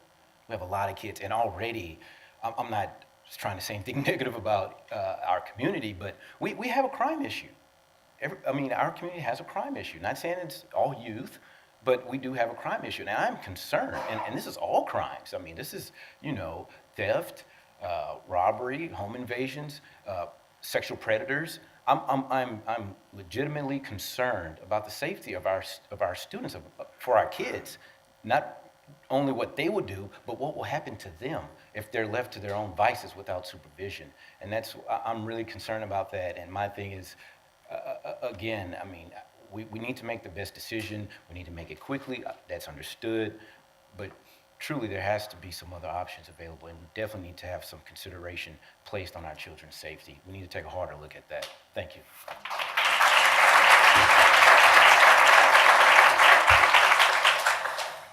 Well, we do want to thank you all as a board just for taking your time out and sharing your concerns with us and the administration. I do want to ask the administration if you have anything to add as a result of the concerns we've heard this evening. Sure, I just wanted to paraphrase a few things and then turn it back over to Dr. Brown or Mr. Kramer if there's anything that they wanted to circle back on and that they heard that they'd like to clarify. But as far as, and I think I said this earlier, but as far as students that have special needs, those will be handled very specific to the needs of those children, and we will make sure that they are in the best environment for them and all of the unique challenges that they have. And so I think we're all in agreement with that. And Mr. Henry Phipps was here. He's still back there waving. And so just know that that is a very high priority for all of us. Next, I just want to emphasize that this is a work in progress. And as we move through this process together, you know, it's our responsibility and we take it very seriously. I know Mr. McDonald takes it very seriously. I know Dr. Landry takes it very seriously to continually evaluate what we're learning and to make adjustments. And some of you have provided some interesting ideas, et cetera, that we will continue to discuss and incorporate where we can in all of this. And I think there was one other thing that I'm forgetting right now, but with that, if there's something that either of you would like to add, I also want to echo the thank you. People have emailed, they've sent messages on Twitter, they've called. We've collected all of that information, and sometimes we've had the ability to respond right away and sometimes not, but I want you to know that we care about what you think. We care about your students. We want to make this the very best it can be for 100% of the students in this district. And that's been the goal from the very beginning. We did receive a lot of feedback from the beginning about, you know, Kingwood seniors saying, you know, please give us a year to be a senior at Kingwood High School, whatever that looks like. We know, I mean, I've had students reach out to me and say, could I just have 1 week in the new building? Can I just have that experience? And so we're really trying very hard to hear everybody and understand that there are a lot of different perspectives and needs. And to do our best to meet them all, given the circumstances that we've been handed. But I think we've demonstrated a lot of interest in continually improving our plans. They have continued to improve based on feedback, sometimes overnight, sometimes in the same day. We're certainly not going to stop doing that just because we receive the authority to relocate the students, which, by the way, is what this item is actually about, is the board giving us authority to relocate Kingwood High School students to another location because their facility is no longer viable. I did have the chance to tour that, and if you've seen the video, then I don't need to say more. But so with that, anything else? Mr. Kramer or Dr. Brown? I thank you guys for your comments. I would be remiss if I did not acknowledge the two principles that I have leaned on so heavily during this process and this you know, as a recovering high school principal myself and having been Summer Creek is very my baby. I was the founding principal. I opened that building up, and so when I know the community that's out there, I know the expectations that we have for our kids that are there. This has been a very painful process for me to kind of separate my emotional side from it. But I want to say to our two principals that I'm confident that by empowering them to continue to work together, if this is where we settle, that this will be just a first step of the process, that we will make adjustments daily, weekly, ultimately working in hand with the district to see, is the construction going to take the full length? Are we going to be able to get modular buildings? Are we going to be able to come up with other forms?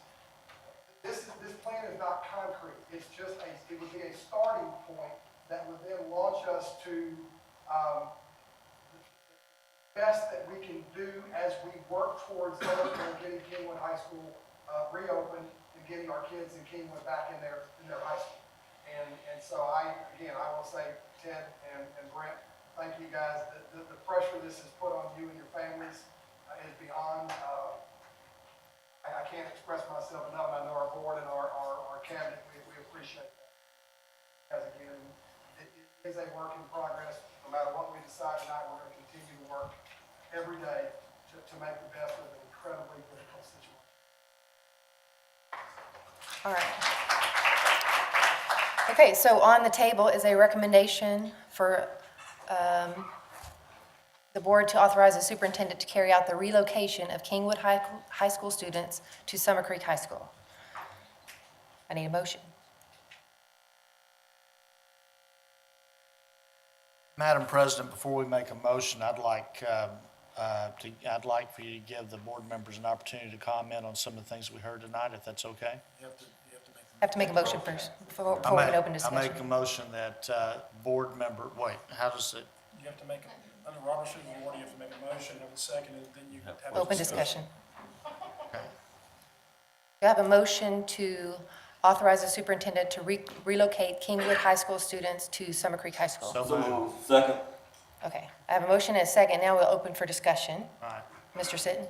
So, first and foremost, Dr. Fagan, Mr. Kramer, Dr. Brown, Dr. Landry, Mr. McDonald, and the rest of the team, I want to thank y'all for all the effort and all the hard work y'all put in to bring us a recommendation. Y'all have done all the work, and we appreciate that. We trust that you have put the needs of our students first, above and beyond anything else. I do have some questions, and you know, a lot's been said. This is a work in progress. Well, these kids are going to be in school Monday morning. I mean, we've got a starting point, so we're rocking and rolling come Monday morning with what we have. I would like for the task force to be very transparent as we make changes, so that we can get that information to the community as soon as possible as we make changes. A couple concerns I have, and it's been brought up tonight. I'll let someone else ask the question about the minutes as far as TEA is concerned. But my two main concerns are that I've heard tonight is safety. We've got an extra 3 or 4 hours per day that kids will be left without supervision. Have we looked at that? Has the team looked at that? And the second one is transportation. We've talked about other opportunities outside of the building. Are we going to provide transportation to those facilities? You know, I know that the gym on Atascocita Road has offered their facilities for volleyball and basketball. We're going to provide transportation for that. I know that we're going to be using Turner Stadium for a lot of our band practices and things of that nature. Are we providing transportation for that?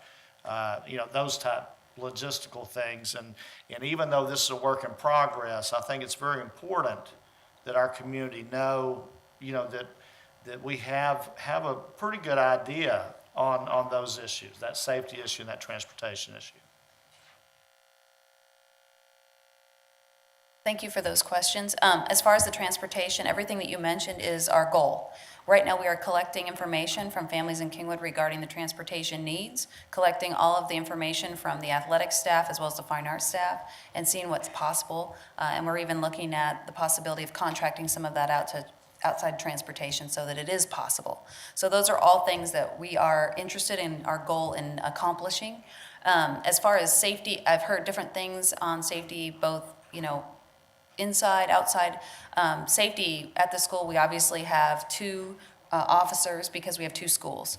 And we will have full complement of safety folks to take care of that. As far as the community safety piece, I've heard Mr. McDonald and Mr. Kramer say they have a church that's offered 20 classrooms. It's within walking distance of the school, but certainly we could transport also because it's so close. It's not? Okay. Okay, sorry. We were talking about a different one then. Yeah. Summer Creek Baptist Church. Oh, there we go. Okay. Offered us some, they don't have 20 rooms, but Grace Church would have the bus. Okay, Grace, sorry, I mixed up the 2 churches, No but. walking to Grace. No walking to Grace. Okay. We've got it now. Nonetheless, the point is that we've been in conversations with community partners who are interested in helping us with students who perhaps shouldn't be alone, can't be alone, and all of those kind of things, or who need, honestly, other academic opportunities outside of what will be provided during this time. So we're all interested in meeting the needs of the students and making sure that we partner as much as we can to provide parents with opportunities and also the transportation aspects. We've always transported outside 2 miles. That continues to be the case.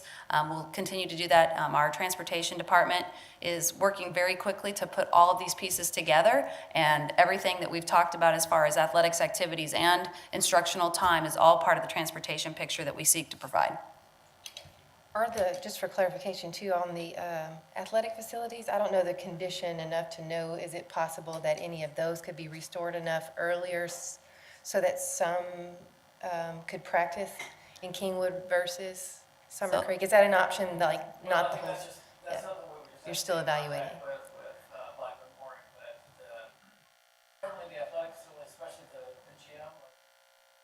Yeah, I was thinking outdoor. Sorry. Yeah, so the turf washed off the fields and is in a pile, so the turf fields are not usable at all. Maybe the track, but not right now. Well, I mean, not now, but is that something, you know, that would be a natural transition back to alleviate some of the transportation issues associated with extracurricular? And we'll stay in touch every Yeah. day. Nolan and this team, really all of us, Black and Moore, regarding the status of Kingwood High School.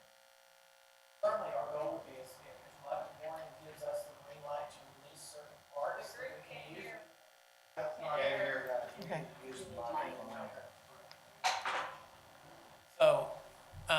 So, what I was trying to say is that we, we're lost communication with Black and Moore. Oh. So we have Blackman Mooring renovation. They've already started there. I mean, if you drive by Kingwood High, I was by there yesterday. I mean, I can't tell you how many people were already on the ground. So they've already started the renovation process. And so the question of, well, can we release it in stages? That's something we'll have to stay in contact with Blackman Mooring on. And certainly, if they allow that and it's safe for our students, certainly we would entertain that idea to be able to do that, to get students back into Kingwood High using either athletic facilities or whatever it might be, fields out there, tracks, as we get into that. We certainly would be open to that. Thank you, Mr. Brown. Mr. Lopez? Thank you. Dr. Brown. Can you hear me? You know, this is, of course, a important issue for me. I've got a son who's starting Summer Creek this year. Most of the folks that spoke tonight are dear friends of mine, in fact. And I do have some concerns, and I want to go through some of those. It's my understanding, and this is what I've been told, let me know if this is correct, is that we meet the TEA minutes under the AB option that has been presented. Is that not right, or is that right? Okay, 240 minutes per day of instructional time requirement for a full. Okay, and so, 240 minutes per day. all right. All right, so the issue is, what she said is that under TEA standards, it's not total minutes per day in school, it's instructional time to meet the ADA requirements. Is that correct? And that's 240 minutes, and we beat? Yes, okay. There's also the 75,600 rule that I heard. That's for the bell to bell all day, including lunches, passing periods, and everything else for the school. That's the one that we will not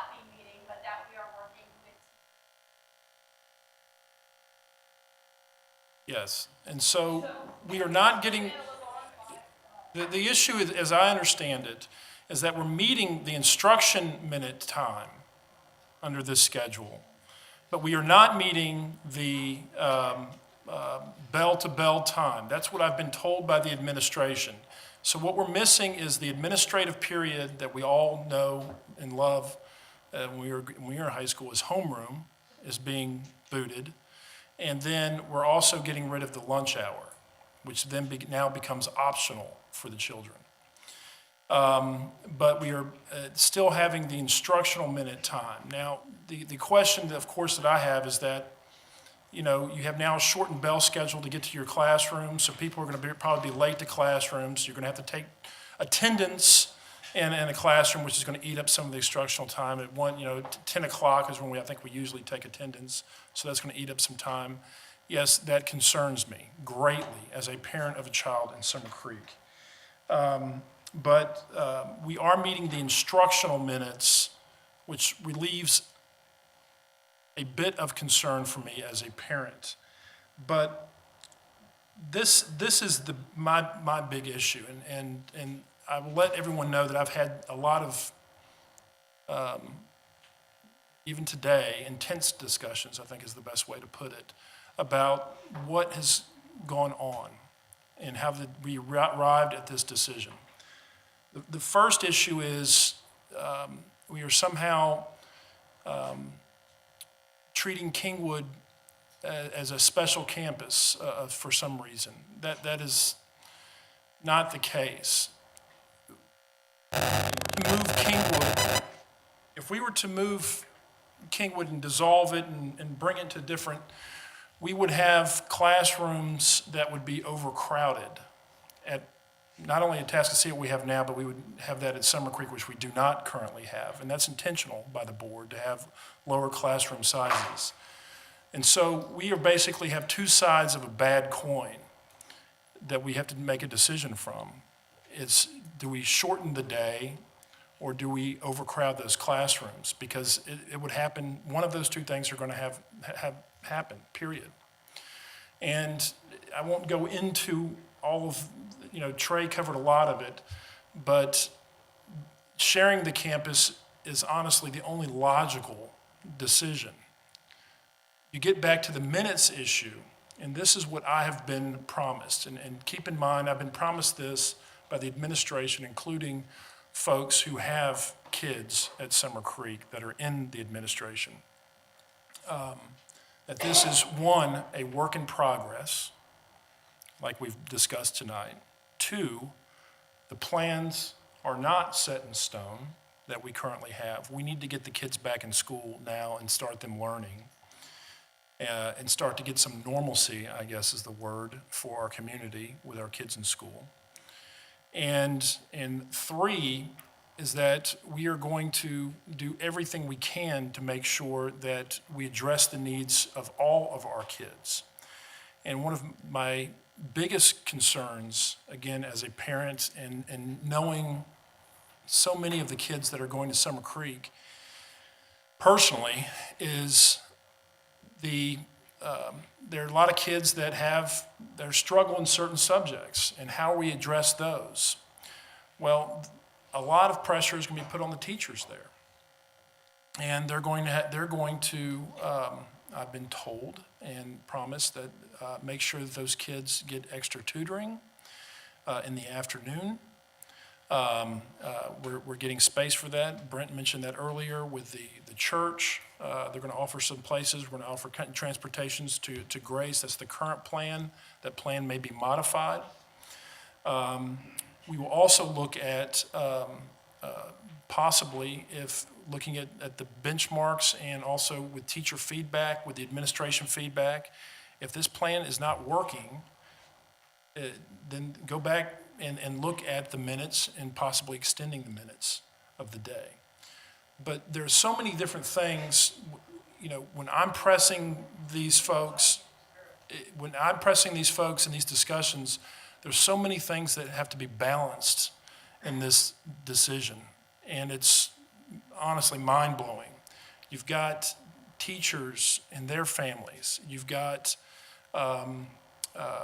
transportation issues we've talked about. I mean, Lake Houston, the Lake Houston Parkway and Beltway, it's going to be a nightmare, regardless of what time you let out. If we extend it to 5:30, for example, it's going to be even worse than at 4:30. I mean, you guys know the difference between 4:30 there and 5:30 there. It's awful at 5:30, and you can't even get off the Beltway at 5:30. You're backed up to the exit before almost, getting off the Beltway there. That's another thing that we've looked at.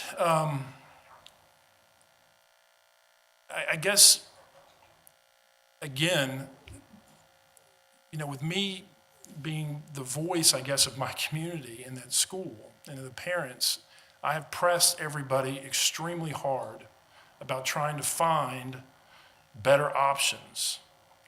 And I think Trey honestly said it the best. This is the best of only the bad options that we have to choose from. It really is, because there's really nothing else we can do. And, you know, Megan and Paul, you know, having school until the night, that's what I thought we were going to end up possibly doing as well. We would lose half the teachers, regardless if Summer Creek was in the afternoon, because we were talking about that even, putting Summer Creek in the afternoon and putting Kingwood in the morning. But, you know, then we have the other problems with that. The Kingwood kids would have to wake up at 4 o'clock in the morning to basically get to school. Is that what we want to do as well? Because if we let out... Well, I know, but we were talking about flipping the schedule. This is just a reminder that public comment has ended, and the board will not tolerate disruption during this But meeting. we were talking about possibly, that was even looked at, as flipping the schedule. So they have done a good job at looking at everything. I've been promised by the administration that this is a flexible, this is a plan in progress. We're trying to get the kids back in school. We're going to see how it works. I have complete and total faith in Brent McDonald and his team.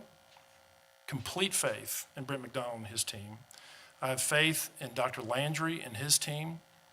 I have faith in Trey Kramer and every single one of those guys. And even Brent has his daughter who's going to Summer Creek.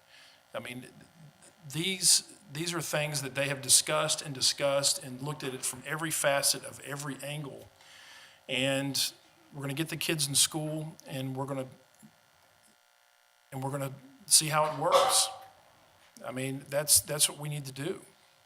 But having Kingwood at Summer Creek, you know, to go back to that issue, it's really the only option we have. And then even going back and talking with schools in Louisiana that were affected last year in Baton Rouge, this happened at a number of campuses, and it turned out okay for the kids.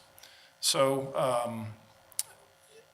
I'm not happy about it at all, again, as a parent, but I understand it, and it's something that we have to do as a district. And I'm going to support it tonight, but I told you what I have been promised, and I will make sure that what I've been promised comes to fruition and that those things will happen, that we will make sure that this plan continues to get looked at, continues to get tweaked, and continues to get changed if it needs to be. And so that's what I have to say about it. Thank you, Mr. Lopez. Mr. Cunningham? Thank you, Madam President. Thank you.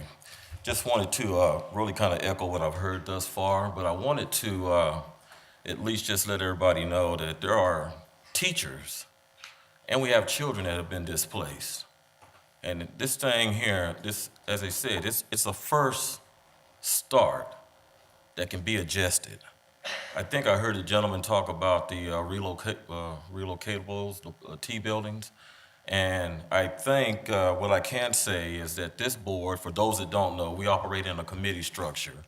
And Mr. Sitton is the president of our, chairman of our building and planning.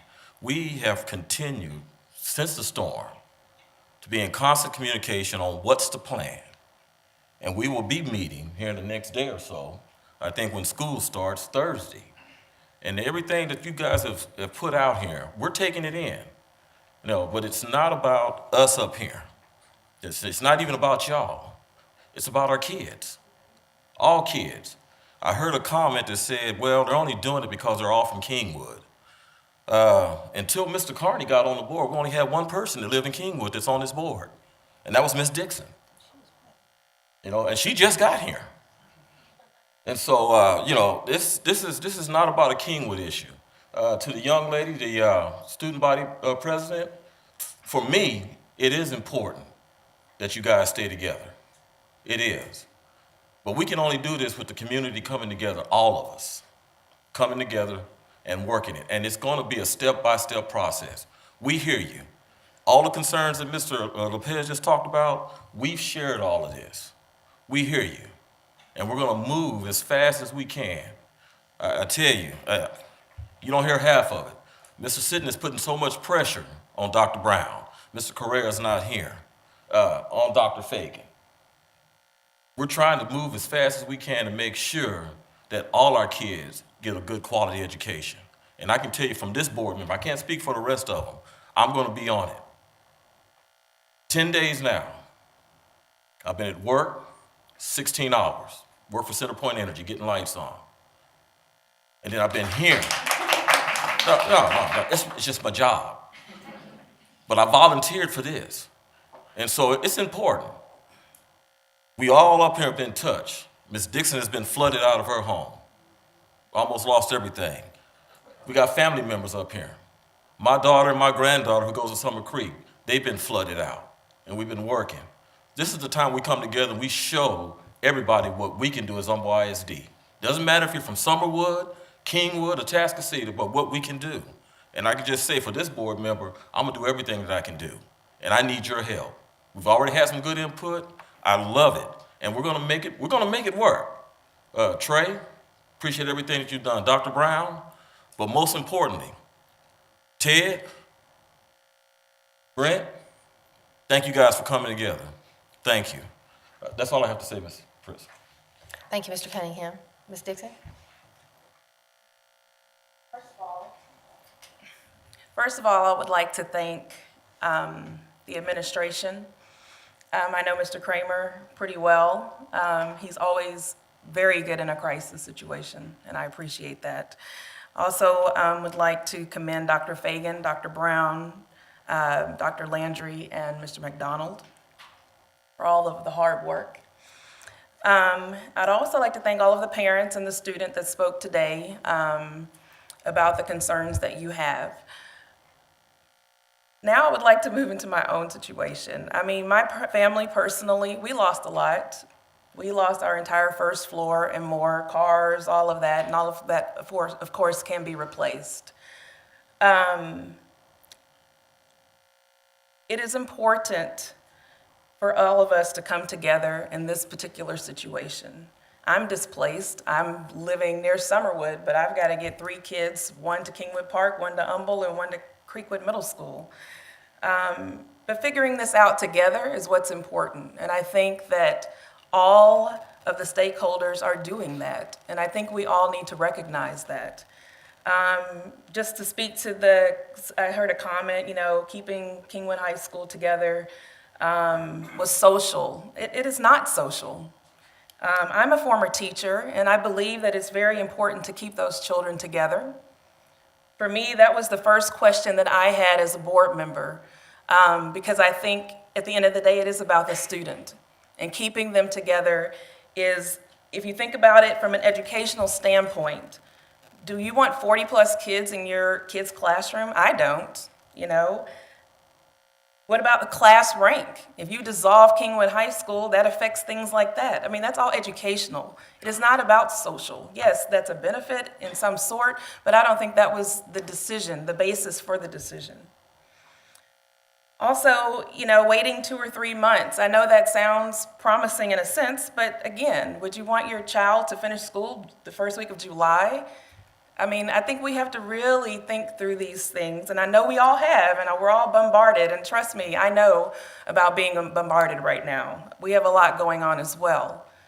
But we really need to keep an open mind and come together as a community. Instructional time for me was very important, as Mr. Lopez said. We do meet the TEA requirement for instructional time. That is first and foremost. And I think as educators, everyone agrees with that. As parents, we agree with that. Board members, we agree with that. Even the students want that, so that's a good thing. Someone mentioned something about Kingwood High School being finished within a year or less than a year and moving the students back. I mean, I just met with my adjuster today, and this is the first floor of my house. And they said based on supply availability, on lumber and labor and all of that, that it could take 6 to 8 months. I mean, and I think we're ahead of the curve with the adjuster coming out. So I just think, you know, we have to be prayerful and mindful. And really, I love the fact that Summer Creek High School is opening their arms to Kingwood and embracing them and embracing the parents and coming up with signs and T-shirts. And I see all of that. I read every email. I get a million texts, and I read them all. I spend my nights focusing on this district and our students. But I think at the end of the day, we're doing what we can. We really are. And when our kids are being put first. And at the end of the day, that's what's important. It's not about the student populations, the type of students. I mean, I also have a kid that's ADD, so yes, of course, these things are things that we know about, and we want to make sure everyone has gotten what they need. I don't want to get emotional, so I'm going to stop here, but let's do this, guys. We can do this. We're a great community. We can all work together and make it happen. Thank you. Thank you, Ms. Dixon. Ms. Morrison?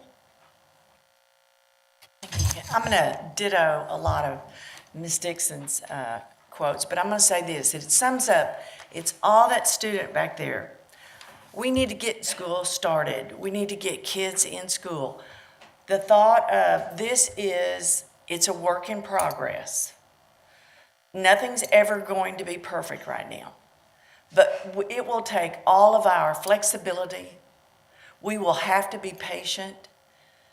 I mean, contractors, I can't commend our staff enough for what they got done in the period of time they got it done to make sure that our babies are in school. I'm gonna again ditto what Mrs. Dixon said. We have to work together. Will things change? We hope they do change. We know that Dr. Ted Landry and Mr. Brent McDonald and Mr. Trey Kramer will make sure that our kids get the very best, and all those teachers. And again, think about the teachers that were displaced. They have the same concerns you have. I know, I was a former teacher. I want my kids in school. I need them in school. And I know there will be due diligence to get the transportation, to get the extra support that our low socioeconomic babies need. I know that, and I know they will work hard to work with our churches, to work with our extra space. So be patient, work with us. I think our administration has done an outstanding job. Let's get our kids in school and give them that normal, whatever we can get them as normal as we can, let's get them there. Let's get it done. Thank you. Thank you, Ms. Morrison. Mr. Carney? Well, I've heard a lot of praise tonight for us on the board and the administration, and I can really, being here for just a month now, I can tell you that at least I personally don't deserve that praise. If you want to direct any praise at anyone, the administration has been working tirelessly trying to make sure that we're making the best decisions for everyone. So we get praise, but Dr. Brown, Dr. Fagan, Mr. Kramer, the principals, everybody's just done a fantastic job behind the scenes, working around the clock, trying to find the best solution. And this is not the best solution, if all things are constant, but unfortunately we're dealing with an amazing crisis on our hands. Just last week, I was up in Kingwood and everyone was getting flooded on Tuesday. Fortunately, we were able to go up to Willow Creek. Dr. Brown, in addition to doing all of this, trying to find a solution for Kingwood High School, he was also up there with my wife and I, opening a shelter at Willow Creek. We spent 2 days there. So I don't know how you've had any time to do anything, but that is just phenomenal that you're able to do all this. So hats off to the administration. this isn't a perfect solution. I've got lots of the same concerns that everyone has about the instructional minutes, cutting class time short. Thank you to everyone at Summer Creek for being flexible. Obviously, the people in Kingwood are in serious need of some help, and this, I think, is the best solution for them. So I understand that it changes things around quite a bit, so thank you for being flexible. I've heard a lot of support in the community, everybody coming together. It's been phenomenal to see that. Just to get everyone together has been awesome to see. I did have two questions that I would like to raise about the schedule as proposed. Number one, there's a 2-hour period for athletics, and there's a 2-hour gap after athletics until the first session. Do we have anything in mind about what might be happening for the kids that are in athletics during that time period? Is that a study hall? Is that something else? It's a little bit of everything. So the plan is for those kids to in the morning session, that's the first group, would be to get them there early enough to get them to practice, shower, get their lunch, and then start class. That's the morning piece that we coordinated, working with extracurriculars, both our athletic director and our fine arts director. Transportation is a big part of that. We work, JP is here. We're working because, I'm going to call you out in front of everybody. You made almost the entire meeting and now sold out. And so, but yes, that is definitely part of it. And then the flip side of it in the afternoon, the kids that are practicing in the afternoon would get their lunch, whatever the case may be, and then they would go into their extracurricular activities supervised by their extracurricular sponsors, whether it be fine arts, any fine arts activities or any athletic activities. Okay, thank you. And then we said transportation is the same as before in terms of the plan for pickups in Kingwood. Is there any plan whatsoever for a centralized pickup location? And are we providing transportation for athletics as well? Maybe leaving out of Kingwood High School or somewhere else?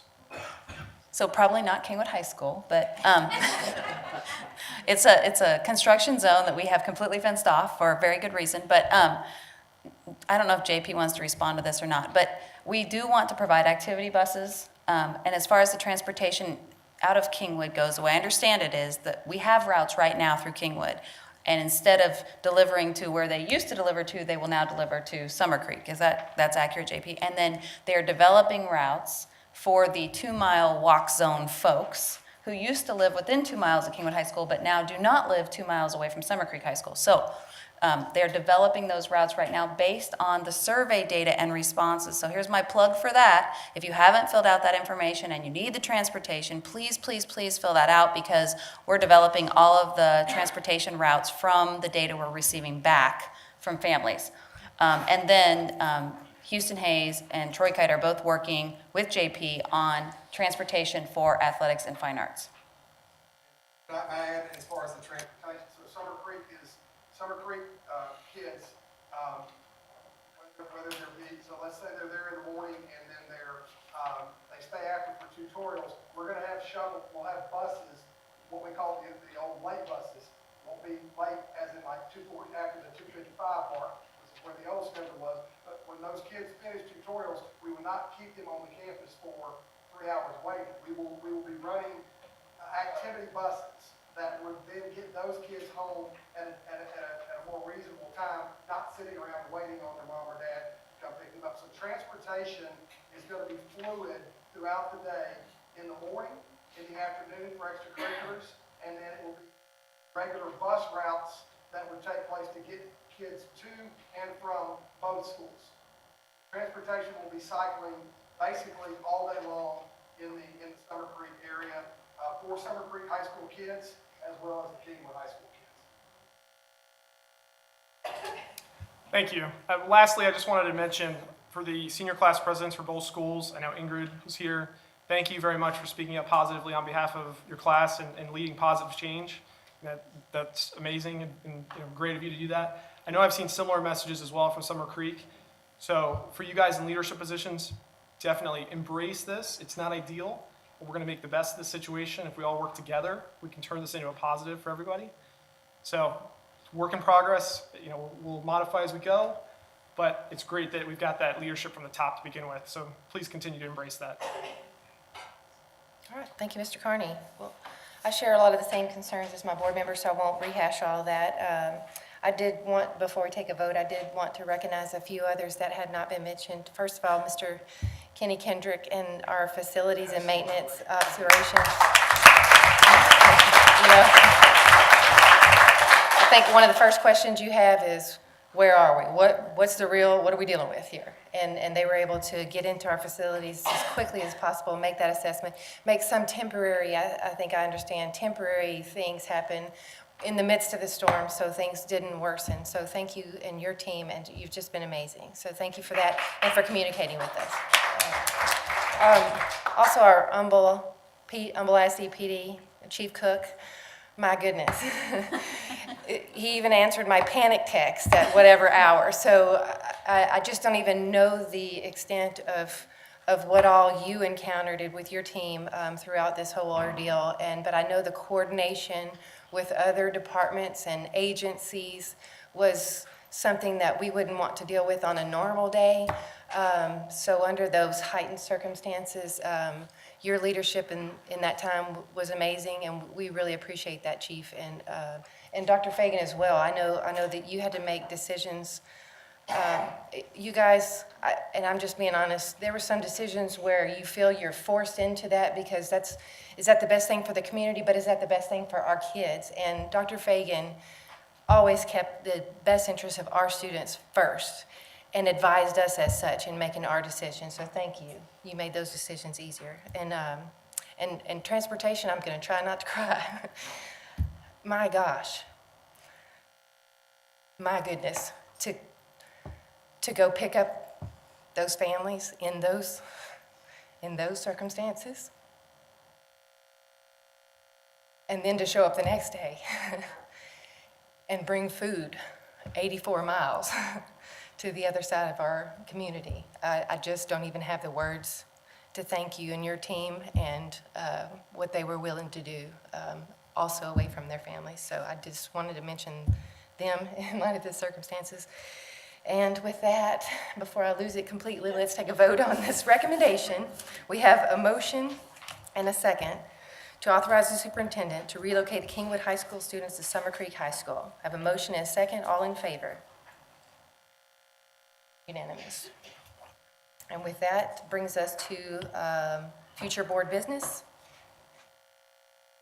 There being none, we'll adjourn and it's 9:19 p.m.